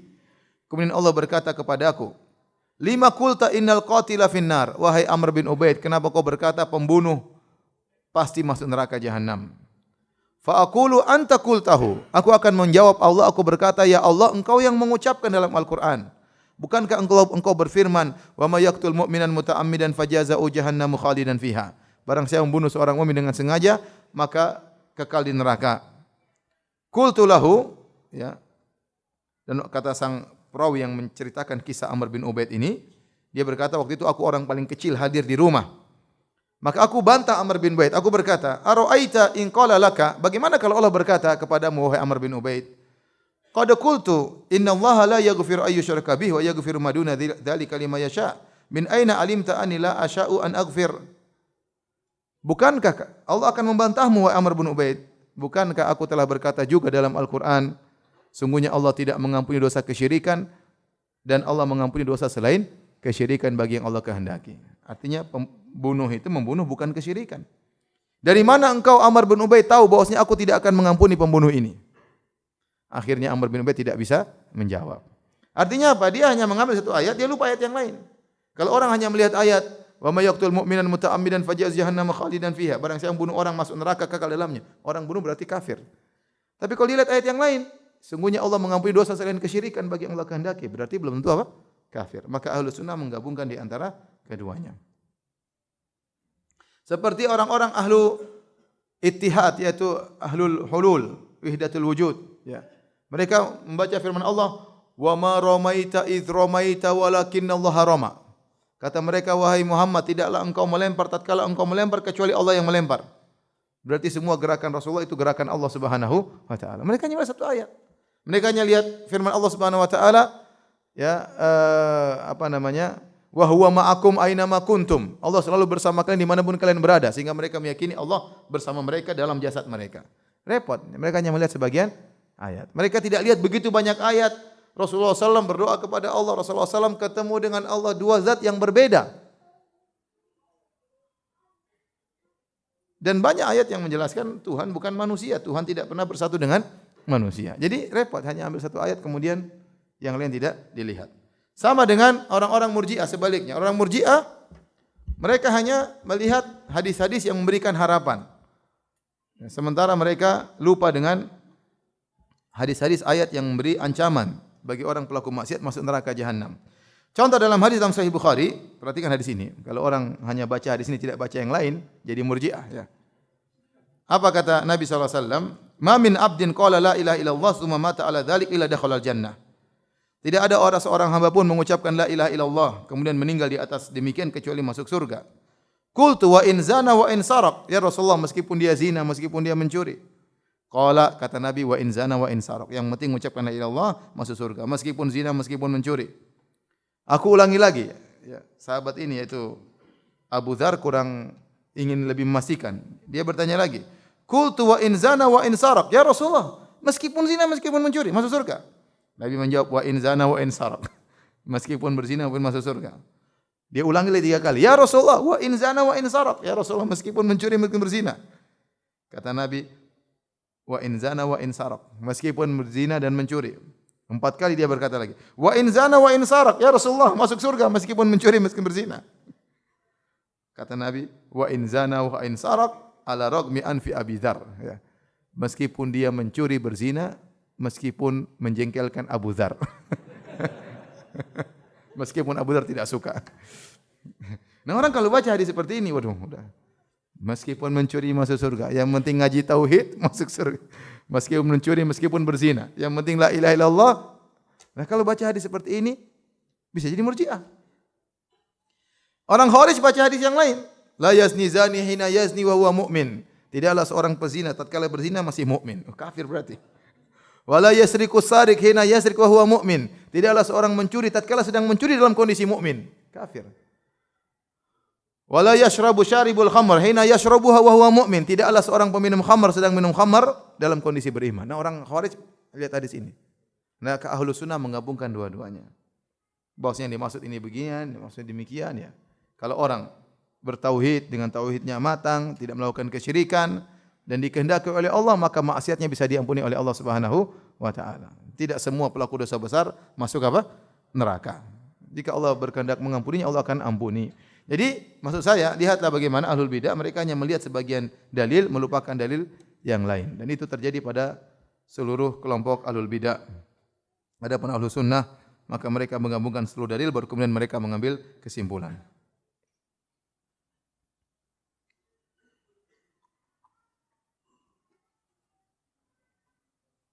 Kemudian di antara metode Ahlus Sunnah adalah menyimpangkan nusus, menyimpangkan dalil.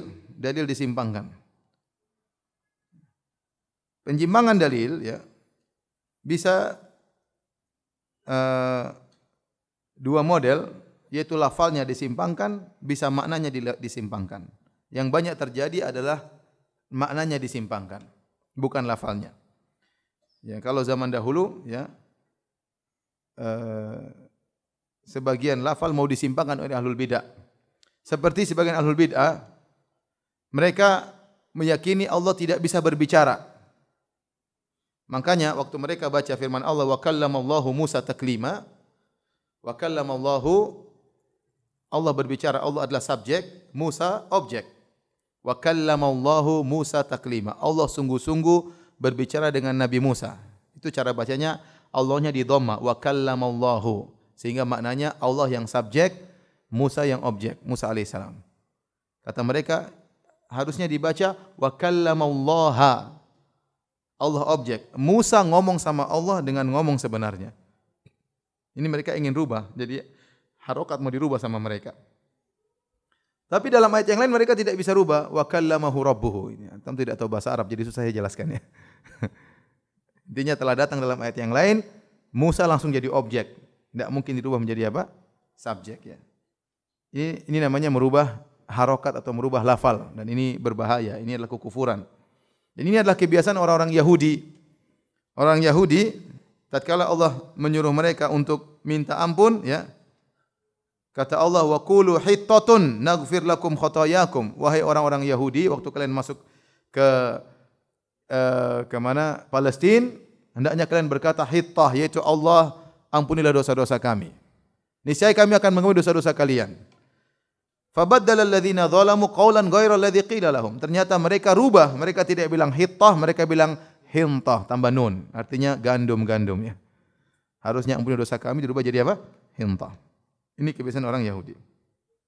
Ibnu Qayyim rahimahullah dalam Nuniyah ya menyandingkan orang Yahudi dengan orang-orang Jahmiyah.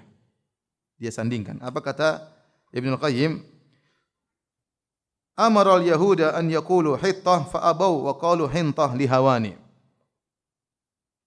Atau umiral yahudu, orang-orang Yahudi diperintahkan untuk berkata hittah, ampunilah kami ya Allah, mereka enggan, lantas mereka mengatakan hintah, mereka tambah huruf nun, ya Allah berikanlah gandum kepada kami. Wa kadzalikal jahmi qila lahu istawa fa aba wa zada al harfa linuqsani. Demikian juga Jahmiyah, disuruh bilang istawa, mereka tambah lam, istaula. Istawa artinya di atas ars, mereka bilang istaula, menguasai apa? Ars. Inilah orang Jahmiyah.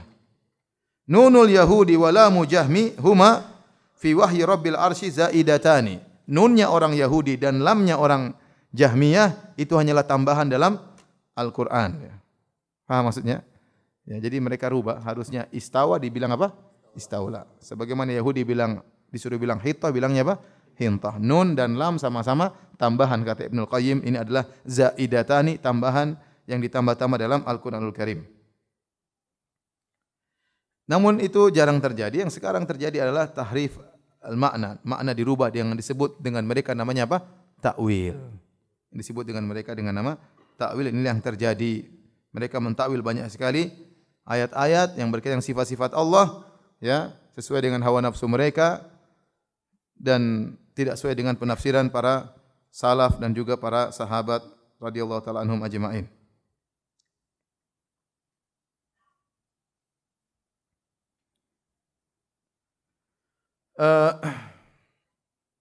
Di antara metode mereka dalam berdalil, mereka menolak hadis-hadis ahad. Jadi hadis-hadis ada dua, namanya hadis mutawatir, itu hadis yang diriwayatkan oleh 10 sahabat atau lebih. Ada namanya hadis ahad. Hadis ahad itu yang meriwayatkan kurang dari 10 sahabat. Nah, dalam Islam, dalam hadis-hadis Nabi, yang mutawatir itu enggak banyak. Entah cuma 10% atau 5% aja. Sisanya 90% hadis ahad. 3 sahabat yang riwayatkan, 4 sahabat, 5 sahabat, 2 sahabat, 1 sahabat. Yang satu hadis harus 10 sahabat riwayatkan enggak banyak. Makanya dibuat syair yang menunjukkan tidak banyak. Mimma tawatara haditsu man kadzab wa man bana lillahi masjidan wahtasab. Ya. Kemudian kata sang penyair tersebut, di antara hadis mutawatir adalah hadis man kadzaba alaihi muta'ammidan, kemudian man bana lillahi masjidan, barang siapa yang bangun masjid karena Allah, ini juga hadis mutawatir. Kemudian wal haud, ya, mizan, ya, hadis tentang haud, tentang telaga Nabi sallallahu alaihi wasallam, wa mas'u al khufain, demikian juga mengusap sepatu atau khuf tatkala berwudu. Ini di antara hadis mutawatir, tidak banyak. Tidak banyak, ya. Para ulama juga menyebut tentang masalah dajjal, tentang azab kubur. Jadi hadis mutawatir itu kalau kita kumpulkan dibandingkan dengan seluruh dalil, mungkin sekitar 5%. Sisanya semua hadis ahad. Sahabat yang riwayatkan tidak sampai 10 orang. Nah, mereka ahlul bidah ini, mereka bikin klasifikasi. Kata mereka, hadis ahad kalau untuk masalah fikih boleh. Tapi kalau masalah akidah enggak boleh. Ini yang bikin begini, yang pertama kali orang Mu'tazilah. Kemudian diikuti oleh Jahmiyah, diikuti oleh sebagian Asy'ariyah, ya. Sehingga mereka mengklasifikasikan demikian. Untuk masalah fikih boleh hadis ahad, tapi untuk akidah tidak boleh kecuali hadis apa? Mutawatir. Dengan demikian mereka menolak banyak sekali hadis-hadis tentang akidah Islam. Dan ini adalah cara bid'ah yang tidak pernah diajarkan oleh para ulama a'immatul arba'ah, tidak pernah mengajarkan demikian. Lagi pula, ya, kita tatkala antum sekarang salat duha. Salat duha itu hadisnya ahad. Bukankah waktu antum salat duha itu hadisnya bukan mutawatir, ya? Hadisnya apa? Ahad. Bukankah waktu antum salat duha antum meyakini dari Nabi sallallahu alaihi wasallam? Sehingga antum salat, antum semangat. Iya tidak? Tidaklah antum melakukan salat ini kecuali antum yakin itu akidah tersendiri. Antum yakin ada pahalanya, itu akidah atau bukan? Akidah, ya. Hadis-hadis tentang keutamaan ilmu semuanya hadis ahad, rata-rata hadis ahad. Kita mengamalkan kehidupan kita sehari rata-rata hadis apa? Hadis ahad, ya. Bukan hadis mutawatir, dan kita melakukannya dengan penuh keyakinan. Kita umrah, ya, perincian umrah hadis ahad, perincian umrah begini-begini hadis ahad. Perincian haji begini-begini juga hadis ahad. Perincian zakat begini hadis ahad juga. Semuanya hadis ahad. Kita lakukan dengan keyakinan atau tidak? Dan keyakinan akidah itu benar. Nah, apa fungsi Anda membedakan kalau akidah mengenai Allah berarti harus mutawatir, mengenai fikih tidak apa-apa hadis ahad. Ya, atau mengenai akidah harus mutawatir. Sehingga mereka bingung terkadang dalam satu hadis misalnya, kata Rasulullah SAW, jika kalian duduk dalam salat, maka ta'awadz min arba', berlindunglah kalian dari 4 perkara. Allahumma inna a'udzubika min adzabi jahannam wa min adzabil qabri, fitnil mahya wa mamat wa min fitnil masih dajjal. Berlindung dari 4 perkara. 4 perkara ini semuanya akidah. Azab neraka akidah bukan? Akidah. Azab kubur akidah atau bukan? Akidah. Ya. Kemudian fitnah kehidupan, fitnah kematian, fitnah dajjal. Ini semua akidah. Nah, kalau kita mengikuti metode mereka, untuk masalah fikih boleh hadis ahad. Berarti kita bisa mengambil faedah dari hadis ini, hukumnya disunnahkannya berdoa sebelum salam. Kan? Ini kan masalah salat. Apa bisa ini hadis ini apa bisa ambil kita ambil hukumnya? Hukumnya kita boleh disunnahkan untuk berdoa sebelum salam. Hadis ahad enggak apa-apa, tapi isinya akidah. Paham atau tidak? Kalau kita menyuruh mereka untuk menerapkan ini, mereka sulit menerapkan. Kenapa? Kata mereka untuk masalah fikih boleh pakai hadis ahad, untuk masalah akidah tidak boleh memakai hadis ahad. Nah, ini hadis ahad dalamnya ada fikih, dalamnya ada akidah. Ente tolak atau ente terima maksud saya begitu. Kalau ente terima berarti boleh diambil kesimpulan boleh sunnahnya berdoa sebelum salam, tapi isinya apa? Akidah. Kalau ente tolak ini masalah fikih, dia bingung sendiri. Terus kita bilang, ente punya keyakinan seperti ini bahwasanya akidah harus dari hadis mutawatir, itu juga akidah. Mana dalilnya? Mana dalilnya mutawatir? Bahwasanya sahabat berkata kalau masalah akidah harus dengan hadis mutawatir, mana hadisnya seperti itu? Hadis ahad pun tidak ada ya. Itu hanya karangan mereka. Ini di antara metode mereka. Metode mereka juga ya, di antaranya mendahulukan akal daripada dalil dan ini sangat berbahaya. Ya, dan bahkan Razi punya suatu tulisan namanya Al-Qanun Al-Kulli, kaidah universal. Dia mengatakan intinya kalau ada dalil yang bertentangan dengan akal, saya tolak. Jadi disebutkan beberapa pendalilan bahwasanya kalau ada akal bertentangan dengan dalil, maka dalil ditolak. Subhanallah ya. Makanya benar perkataan Imam Malik, ya laita syi'ri bi ayyi aqlin yuzanul kitabu wa sunnah. Dengan akal siapa mau ditimbang Al-Qur'an dan sunnah? Menurut akal ente tidak diterima, menurut akal banyak orang masih diterima. Makanya Razi dalam kitabnya Asasut Taqdis, dan Razi ini imamnya orang Asy'ariyah. Orang Asy'ariyah sekarang ini kebanyakannya mengikuti Razi, bukan Abu Hasan Al-Asy'ari. Bukan Abu Hasan Al-Asy'ari. Karena buku-buku Abu Hasan Al-Asy'ari sekarang, Maqalatul Islamin, Risalah ila Ali Thagar, Al-Ibana, semuanya bertentangan dengan akidah Asy'ariyah yang ada sekarang. Ya. Dan Abu Hasan Al-Asy'ari abad keempat, dia di penghujung hayatnya berusaha kembali kepada Ahlus Sunnah.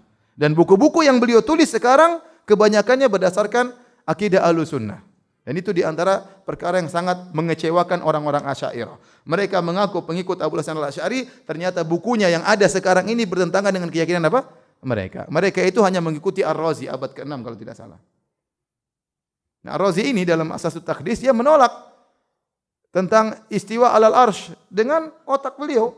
Beliau mengatakan akal beliau, seandainya Allah di atas arsy, berarti Allah lebih kecil daripada arsy, berarti karena yang di atas lebih kecil daripada di bawah, dan berarti Allah butuh kepada arsy karena yang di atas butuh kepada yang di bawah. Kalau begitu tidak boleh kita mengartikan Allah di atas arsy. Dengan akal dia kita tolak ayat ini, kita rubah ayatnya dengan makna Allah menguasai apa? Arsy. Ini contoh, dia terapkan kaidah dia. Semua dalil yang bertentangan dengan akal harus ditolak. Di antara penolakannya dengan apa? Takwil. Maka dibantah sangat mudah ya. Kita bilang tidak semua yang di atas lebih kecil daripada yang di bawah. Buktinya langit lebih tinggi daripada apa? Bumi. Dan langit lebih besar daripada bumi. Tidak berarti yang di bawah menaungi yang di atas. Bukankah bumi tidak menaungi langit? Bahkan bumi dalam apa? Langit. Tidak semua yang di atas butuh kepada yang di bawah. Bukankah langit tidak butuh kepada bumi? Ya. Rafa'as samaa bi ghairi amadin tarawunaha. Allah mengangkat langit tanpa ada tiang yang menyanggahnya dari bumi, enggak ada. Kalau langit dan bumi saja, langit di atas ternyata langit lebih besar daripada bumi, langit tidak butuh kepada bumi, langit yang di atas mengayomi yang di bawah, itu antara makhluk dengan makhluk, apalagi antara Allah dengan makhluk. Allah di atas arsy bukan berarti Allah lebih kecil daripada arsy. Ini maksud saya, contoh, dia pakai akal dia, menurut akal dia mungkin yang terhebat. Menurut dia tidak masuk akal, menurut banyak orang masih masuk akal. Nah, kalau kita menjadikan syariat harus ditimbang dengan akal, akal siapa yang menjadi patokan? Akal siapa yang menjadi patokan? Akalnya Ar-Razi, akalnya Asy'ariyah, akalnya Mu'tazilah, akalnya Jahmiyah atau akalnya sahabat? Siapa yang menjadi patokan? Makanya benar kata Imam Malik, bi ai aqlin yuzanul kitab wa sunnah. Dengan akal siapa kita menimbang Al-Qur'an dan Sunnah? Kalau kita caranya menimbang agama dengan akal, kita akan berpindah-pindah agama kita. Ketemu orang lebih pintar berakal, kita pindah lagi akidah kita. Berubah-ubah. Karena di antara cara mereka menolak metode mereka adalah dengan mendahulukan akal daripada dalil. Dan ini metode yang sangat berbahaya. Makanya Ibnu Taimiyah menulis buku, judulnya Daru Ta'arudil Aql wa Naql. Dicetak sekarang kalau tidak salah 9 jilid. Untuk membantah Razi ini. Razi ini tulis cuma 2 lembar kalau nggak salah. Dibantah 9 jilid. Dan diikuti oleh Ibnu Qayyim dalam Sawa'iqul Mursalah. Dia bantah dengan puluhan bantahan terhadap orang yang mendahulukan akal daripada dalil. Kalau antum bisa baca, sungguh indah ya. Dan dia mengatakan ini sebagian kecil daripada lautan ilmu guru saya, Ibnu Taimiyah rahimahullahu ta'ala. Baik. Di antara metode mereka dalam menolak dalil, mereka mengikuti mutasyabihat, meninggalkan yang muhkam. Jadi dalam ayat dan hadis itu, ada ayat muhkam, ada mutasyabih.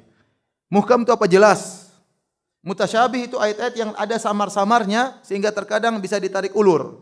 Nah, bagaimana kita menghadapi metode ayat-ayat yang mutasyabihat? Dikembalikan kepada yang jelas.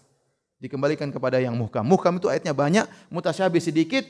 Maka metode yang benar bukan yang muhkam kita bawa yang ke mutasyabih, tapi yang tidak jelas sedikit ini dibawa kepada yang banyak. Paham? Itu metode yang benar. Makanya Allah mengatakan huwallazi anzala 'alaikal kitaba minhu ayatun muhkamatun hunna umul kitabi wa ukharu mutasyabihat.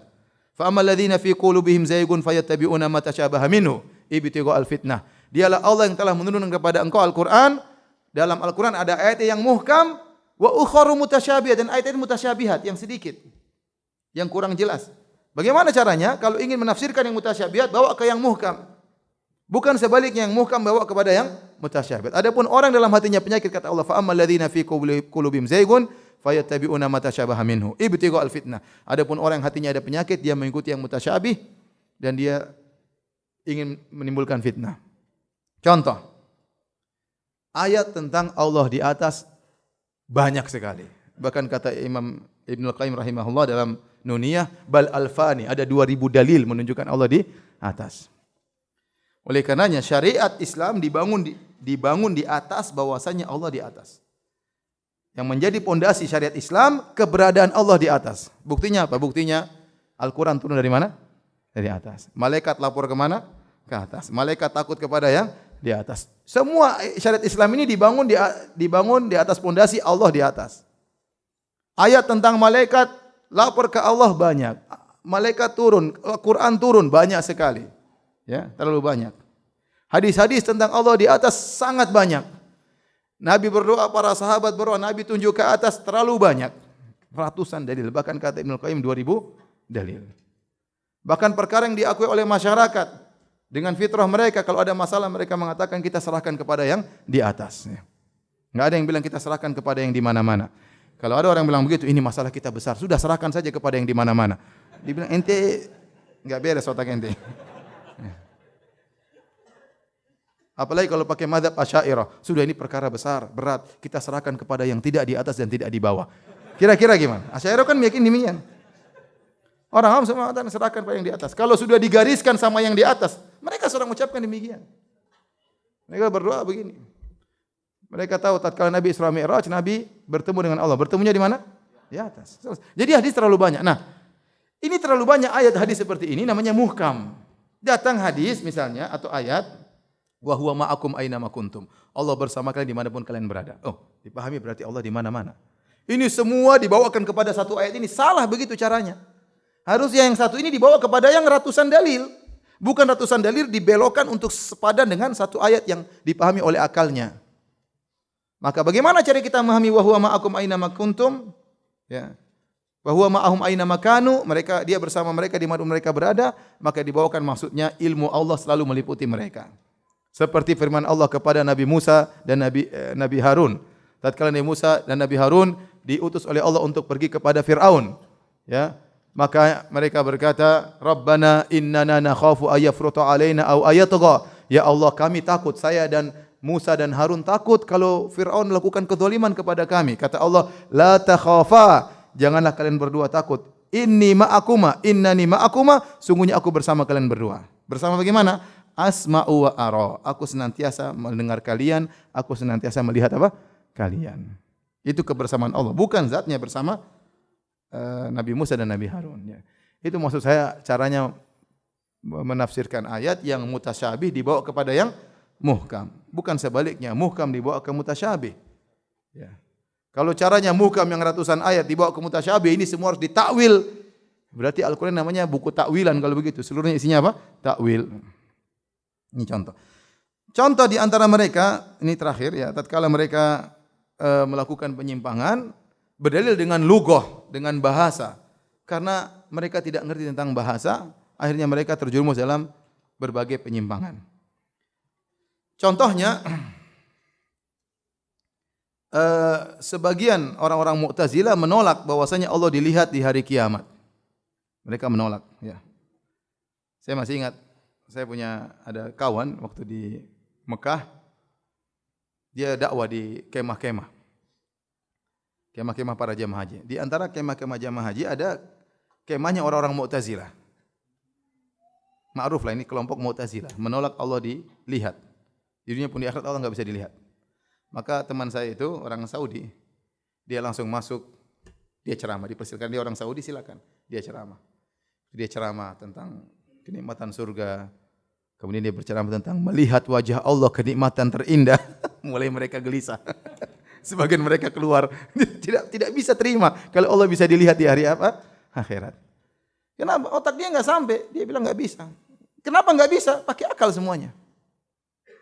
Menurut akal dia Tuhan itu punya syarat, di antara syarat Tuhan tidak bisa dilihat. Itu akal, itu syarat dari mana?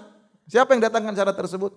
Sama orang Asy'ariyah mengatakan di antara syarat Tuhan tidak boleh ngomong. Itu di antara syaratnya orang Asy'ariyah. Allah tidak boleh ngomong dengan bahasa, Allah tidak boleh ngomong dengan suara, itu syarat Tuhan. Kalau Allah ngomong dengan bahasa dan suara tidak jadi Tuhan. Benar ini? Itu tidak pantas jadi Tuhan. Ini syarat dari mana? Orang-orang filsafat. Akhirnya Al-Quran ini gimana? Al-Quran ini bukan firman Allah, ini cuma terjemahan Nabi terhadap firman Allah. Bahaya.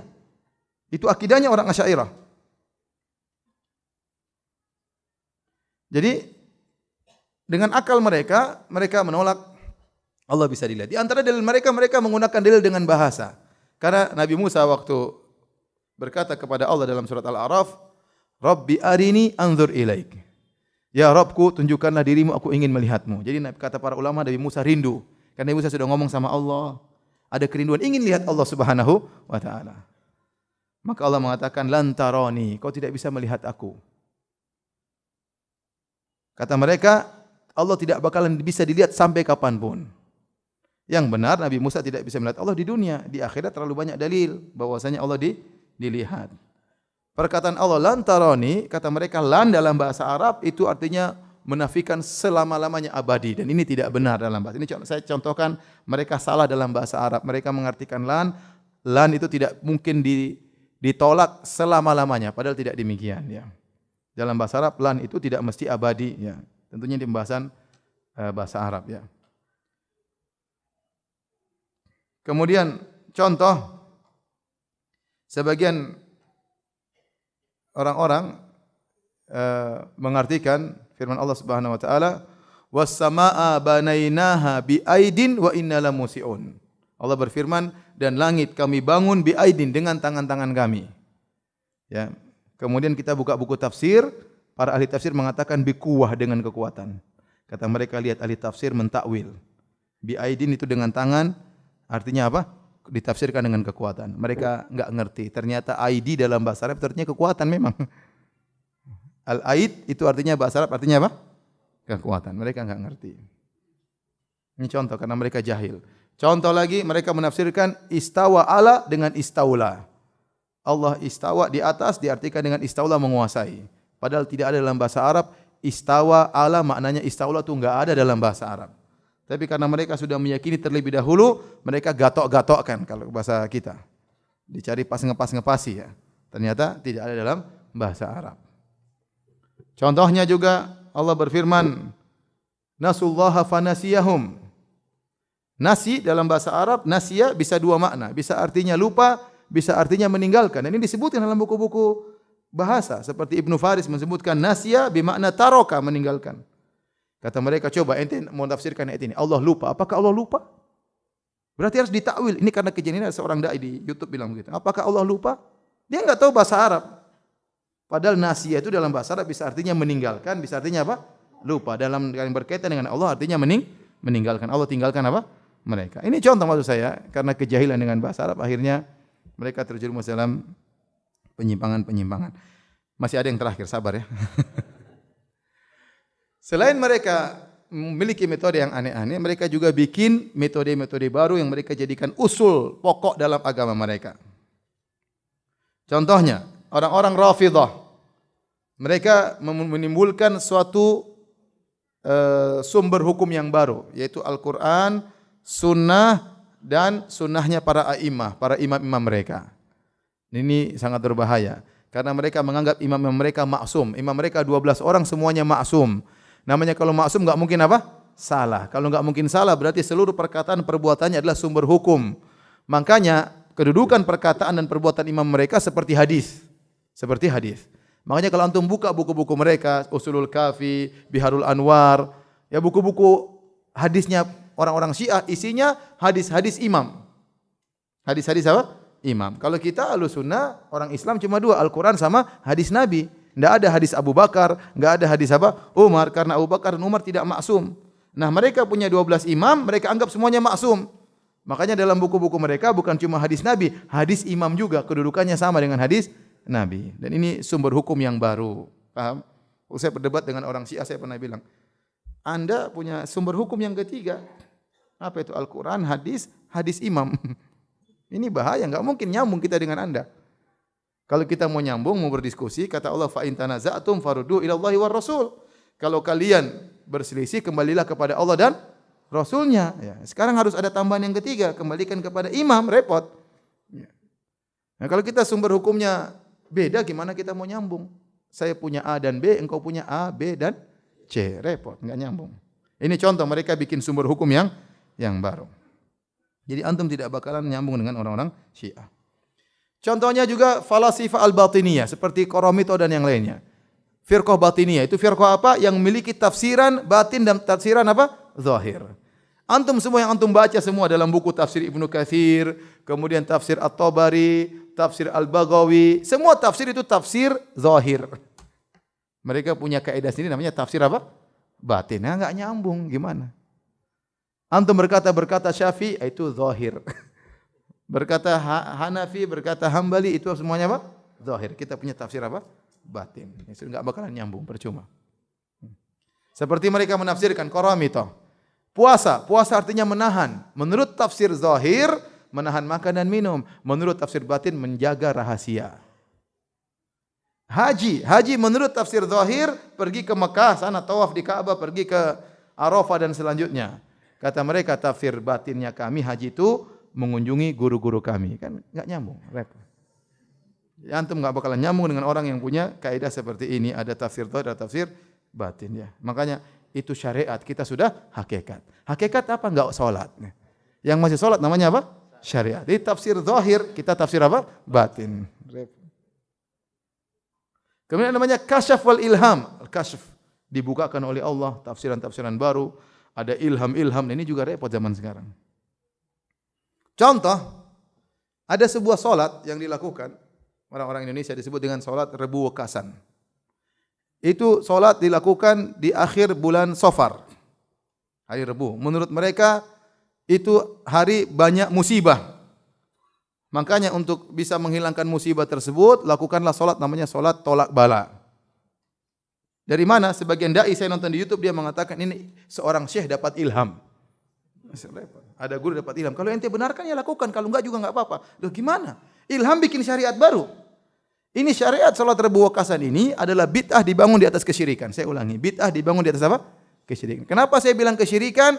Karena itu tatoyur, menganggap hari Rabu hari sial itu adalah tatoyur. Dan kata Nabi, at-tiyaratu syirkun. Tatoyur itu apa? Syirik. Apalagi Nabi mengatakan, la sofar, tidak ada kesialan dalam bulan Sofar. Dia bilang ada di minggu terakhir, hari Rabu, namanya hari sial. Supaya tidak terkena sial, kita bikin solat, namanya solat apa? Penolak bala. Ini solat bid'ah dibangun di atas apa? Kesyirikan. Dalilnya ilham. Ilham. Repot. Ikhwan ya.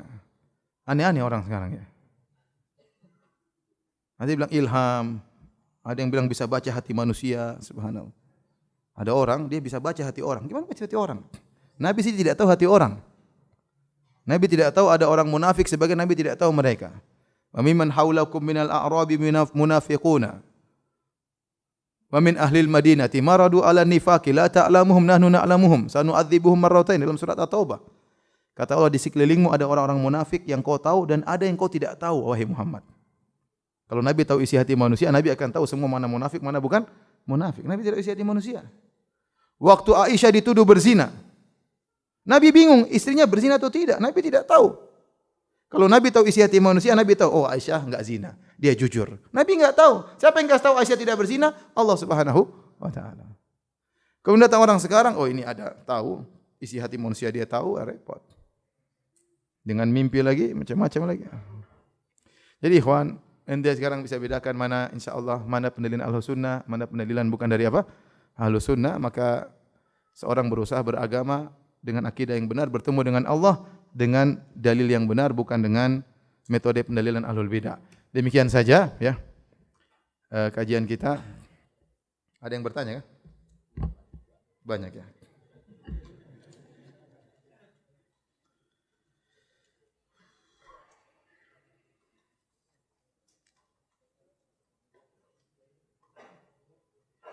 Ustadz, kapan boleh dimulainya salat duha? Salat duha dimulai dari 1/4 jam setelah sunrise ya.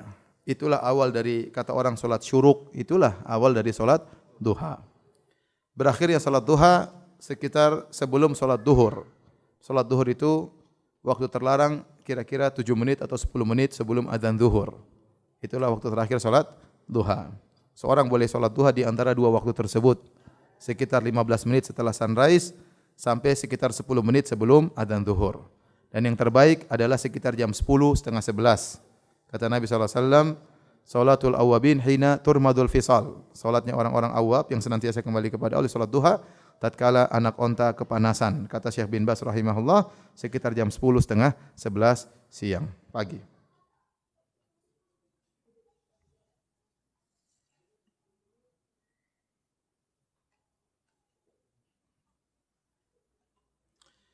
Ketika kita sudah berusaha ya beribadah sesuai sunnah menurut pemahaman salafus saleh, bolehkah kita mengharapkan imbalan dalam ibadah? Misalnya mengamalkan salat rawatib karena ingin memiliki rumah di surga. Tidak apa-apa. Ya. Man shalla fil yaumi wa laila 12 raka'ah banallahu bihinna baitan fil jannah. Barang siapa yang salat rawatib, Allah bangunkan istana di surga. Nabi yang ngomong gitu. Berarti Nabi kan ngiming-ngimingin istana di surga. Berarti boleh enggak kita minta itu? Boleh, Nabi ngiming-ngimingin. Kalau enggak boleh berarti Nabi menyesatkan dong. Ini kalau kamu sholat 12 rakaat kamu dapat istana di surga. Tapi kamu enggak boleh berharap istana. Ya ngapain ngabarin kalau enggak boleh? Boleh, enggak ada masalah. Yang penting niatnya karena Allah Subhanahu wa taala. Sama orang bilang enggak boleh ente beribadah karena surga. Gimana karena surga? Allah dalam Al-Qur'an banyak sekali sebut surga. Waktu para kaum Ansar berjanji buat perjanjian perjanjian Aqabah sebelum Nabi berhijrah. Kemudian Bai'atul Aqabah, kemudian Nabi bertanya, "Saya kalau ke Madinah bagaimana?" Kata kaum Ansar, "Kalau Anda ke Madinah wahai Nabi, kami akan bela Anda sebagaimana kami bela diri kami dan bela anak-anak kami, bela istri-istri kami." Terus para sahabat Ansar tanya, "Ya Rasulullah, kalau kami sudah bela engkau, kami dapat apa?" Gantian kan? Dealnya gimana? Kalau engkau ke Madinah, kami akan bela mati-matian. Kalau kami sudah bela engkau, kami dapat apa? Kata Nabi, surga. Terus Nabi bilang, enggak boleh harap surga? Jadi enggak benar, itu orang, sebagian orang terlalu maksudnya menganggap mungkin dia harus karena cinta, harus karena cinta. Ya akhi, yang paling cinta kepada Allah adalah Nabi Muhammad dan Nabi Ibrahim. Sampai keduanya alaihi wassalam diberi gelar dengan Khalilur Rahman, orang yang dicintai oleh Allah Subhanahu, kekasih Allah dua-duanya itu. Nabi yang lain tidak dapat gelar ini. Yang dapat gelar kekasih Allah cuma dua. Nabi Muhammad SAW dengan siapa? Nabi Ibrahim. Itu pun keduanya minta surga. Nabi Ibrahim, waj'alni min warathati jannati na'im, ya Allah berikanlah aku surga yang penuh kenikmatan. Nabi Muhammad dalam terlalu banyak ayat, dalam banyak hadis, Allahumma inni as'alukal jannah. Ya Allah, aku minta apa? Surga.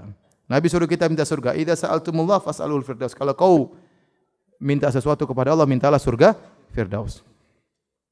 Ini dalil pakai akal, pakai perasaan. Kalau kita dalil pakai apa? Pakai dalil, jangan pakai perasaan. Dalil menunjukkan boleh kita minta surga kepada Allah Subhanahu wa taala. Dan di surga ada puncak kenikmatan melihat wajah Allah Subhanahu wa taala.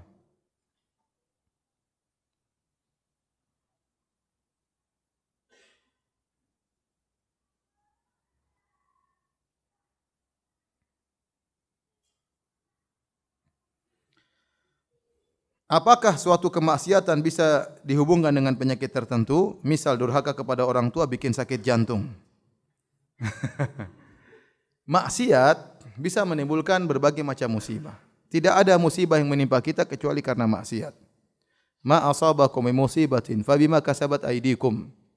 Tidak ada musibah yang menimpa kalian kecuali karena akibat perbuatan kalian. Nabi mengatakan ma yusibul muslim min nasabin wala wasabin wala hammin wala hazanin wala ghammin wala adhan wala syauka yushakuha illa kafarallahu bi khatayahu. Tidaklah seorang muslim ditimpa dengan sakit, keletihan, kesedihan tentang masa lalu, hammin kekhawatiran tentang masa depan, kegelisahan ghammin, disakiti oleh orang, diganggu oleh orang, terkena duri, kecuali Allah akan menghapuskan dosa-dosanya. Berarti ini semua sebab dosa. Orang letih, sedih, gelisah, itu semua karena apa? Dosa. Di antaranya penyakit. Di antaranya penyakit. Oleh karenanya memang benar bisa jadi penyakit karena apa? Dosa. Tetapi kalau mengatakan gara-gara durhaka jantung, ini repot. Kita memastikan bahwasanya durhaka menyebabkan penyakit jantung, ini agak repot seperti ini. Betapa banyak orang durhaka tidak kena penyakit apa? Jantung. Jadi benar bahwasanya penyakit bisa ditimbulkan karena dosa, tapi menentukan dosa pasti menimbulkan penyakit ini tidak bisa juga. Karena dosa menimbulkan banyak hal. Betapa banyak orang tukang maksiat, tukang mabuk sehat-sehat saja umurnya 90 tahun. Ya tidak. Tapi yang jelas bahwasanya penyakit sumber dosa sumber malapetaka.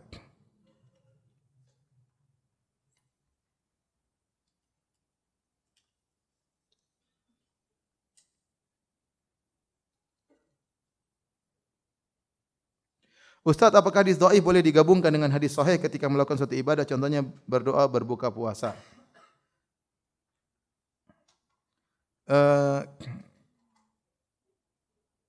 Hadis berbuka puasa, hadisnya hasan ya. Dhahaba dhamma wa abtalatil uruq wa thabatul ajr insyaallah. Sebagian ulama mendhaifkan, tapi sebagian ulama menghasankan hadis tersebut ya. Dan secara umum kita boleh berdoa dengan doa yang lain karena dianjurkan seorang tatkala berbuka berdoa. Makanya Syekhul Islam Taimiyah mengatakan boleh kita berdoa dengan Allahumma laka sumtu wa bika amantu ya.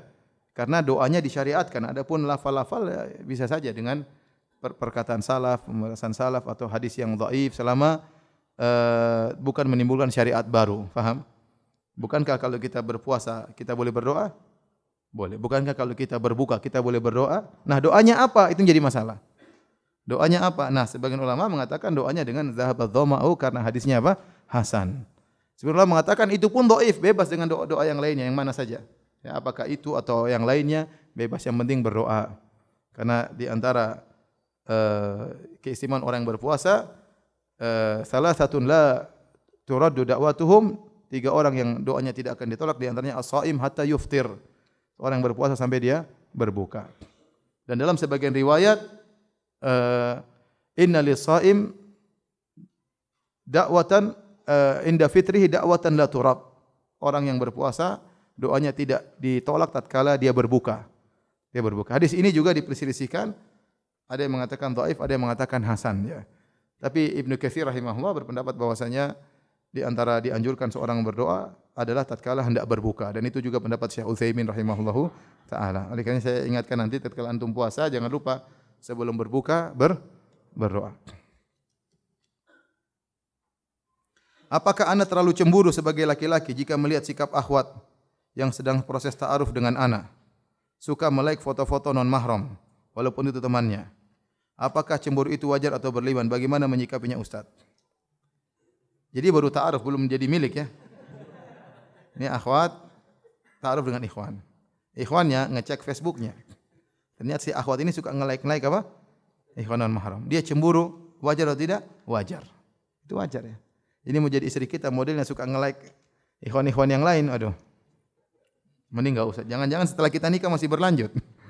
Yang lain semuanya begini, pas kita foto kita begini.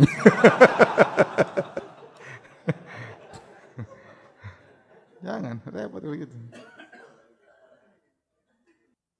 Bagaimana menanamkan tauhid pada anak sehingga mudah dipahami oleh anak? Tauhid sangat mudah, fitrah. Dia bilang yang disembah pencipta alam semesta ini, yang disembah cuma Allah Subhanahu wa taala.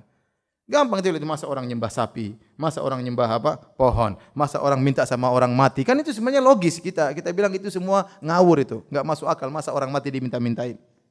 Ya. Kamu yang sholatin, kamu yang mandiin, kamu yang ngantar ke kuburan, kamu minta lagi sama dia. Enggak logis ya. Kasih sajian-sajian, semuanya enggak logis ya. Semuanya enggak logis. Burung hantu, kalau ada burung hantu berarti ada yang meninggal dunia. Apa logisnya burung hantu dengan orang meninggal?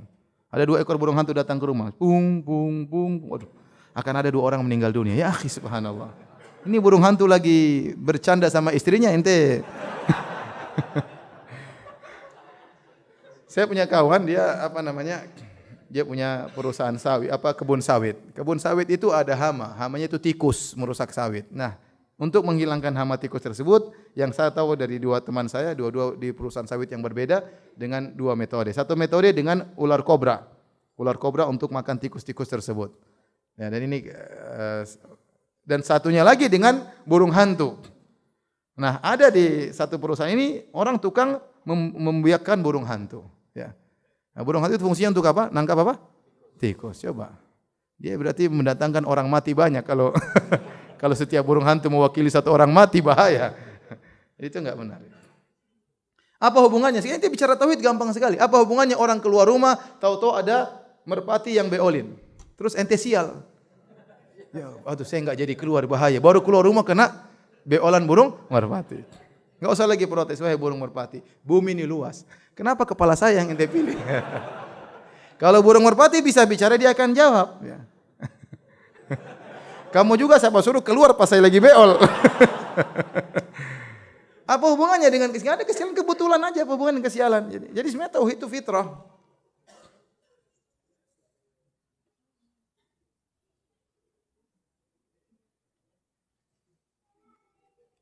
Apakah zaman dahulu sahabat memberikan julukan seperti Mu'tazilah, Khawarij? Iya, ini di zaman salaf. Di zaman sahabat ada timbul Khawarij. Firqah yang pertama kali muncul namanya Khawarij. Dan para sahabat menamakan mereka Khawarij. Haruriyah, Khawarij. Mereka sebutkan dengan nama kelompoknya. Kemudian belakangan muncullah Firqah Mu'tazilah, Firqah Murji'ah. Ya, dan itu disebutkan kelompok-kelompok tersebut agar kita waspada. Orang ini punya pemikiran apa? Khawarij. Orang ini punya pemikiran Murji'ah dan yang lain.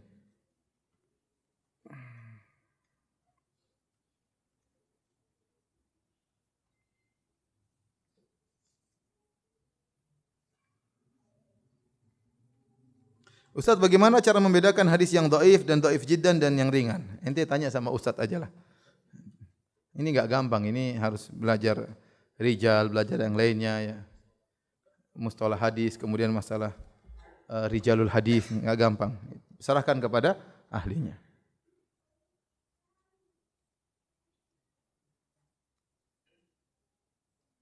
Bagaimana hukum mendengarkan musik? Apakah masih ada perdebatan dalilnya di antara para ulama? Musik, ijma ulama hukumnya apa?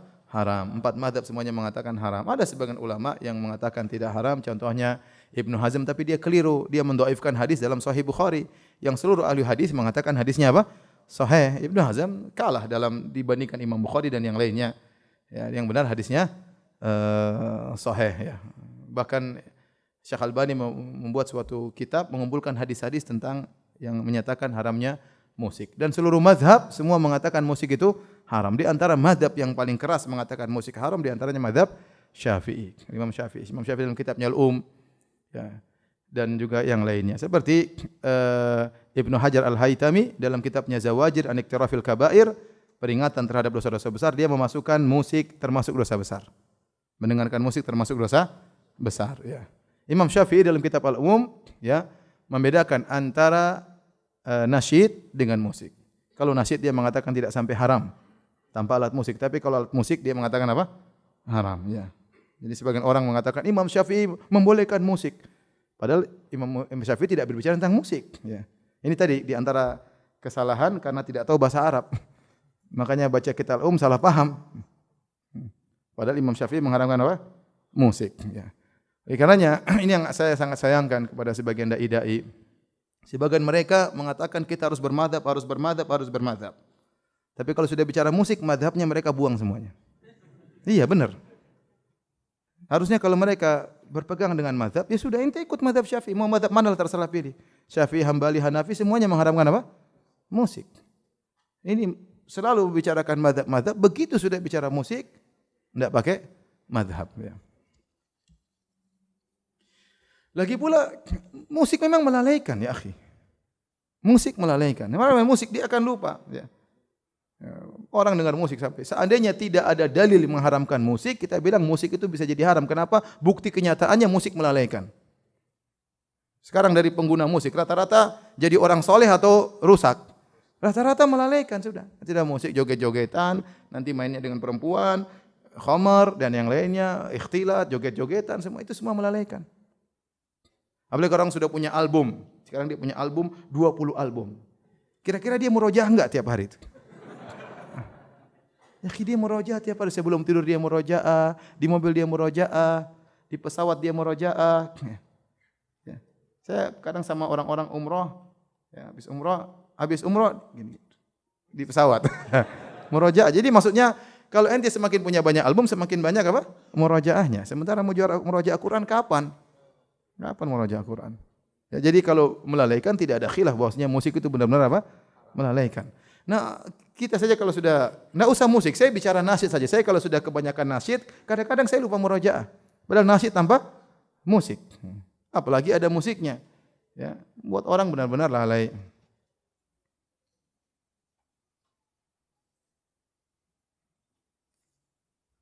Sudah siang ya? Sudahlah, sampai sini saja. InsyaAllah kita lanjutkan pada pertemuan yang ketiga di lain waktu insyaallah taala. Demikian kurang lebihnya saya mohon maaf. Subhanakallah bihamdik asyhadu an la ilaha illa anta astaghfiruka wa atubu ilaik. Assalamualaikum warahmatullahi wabarakatuh.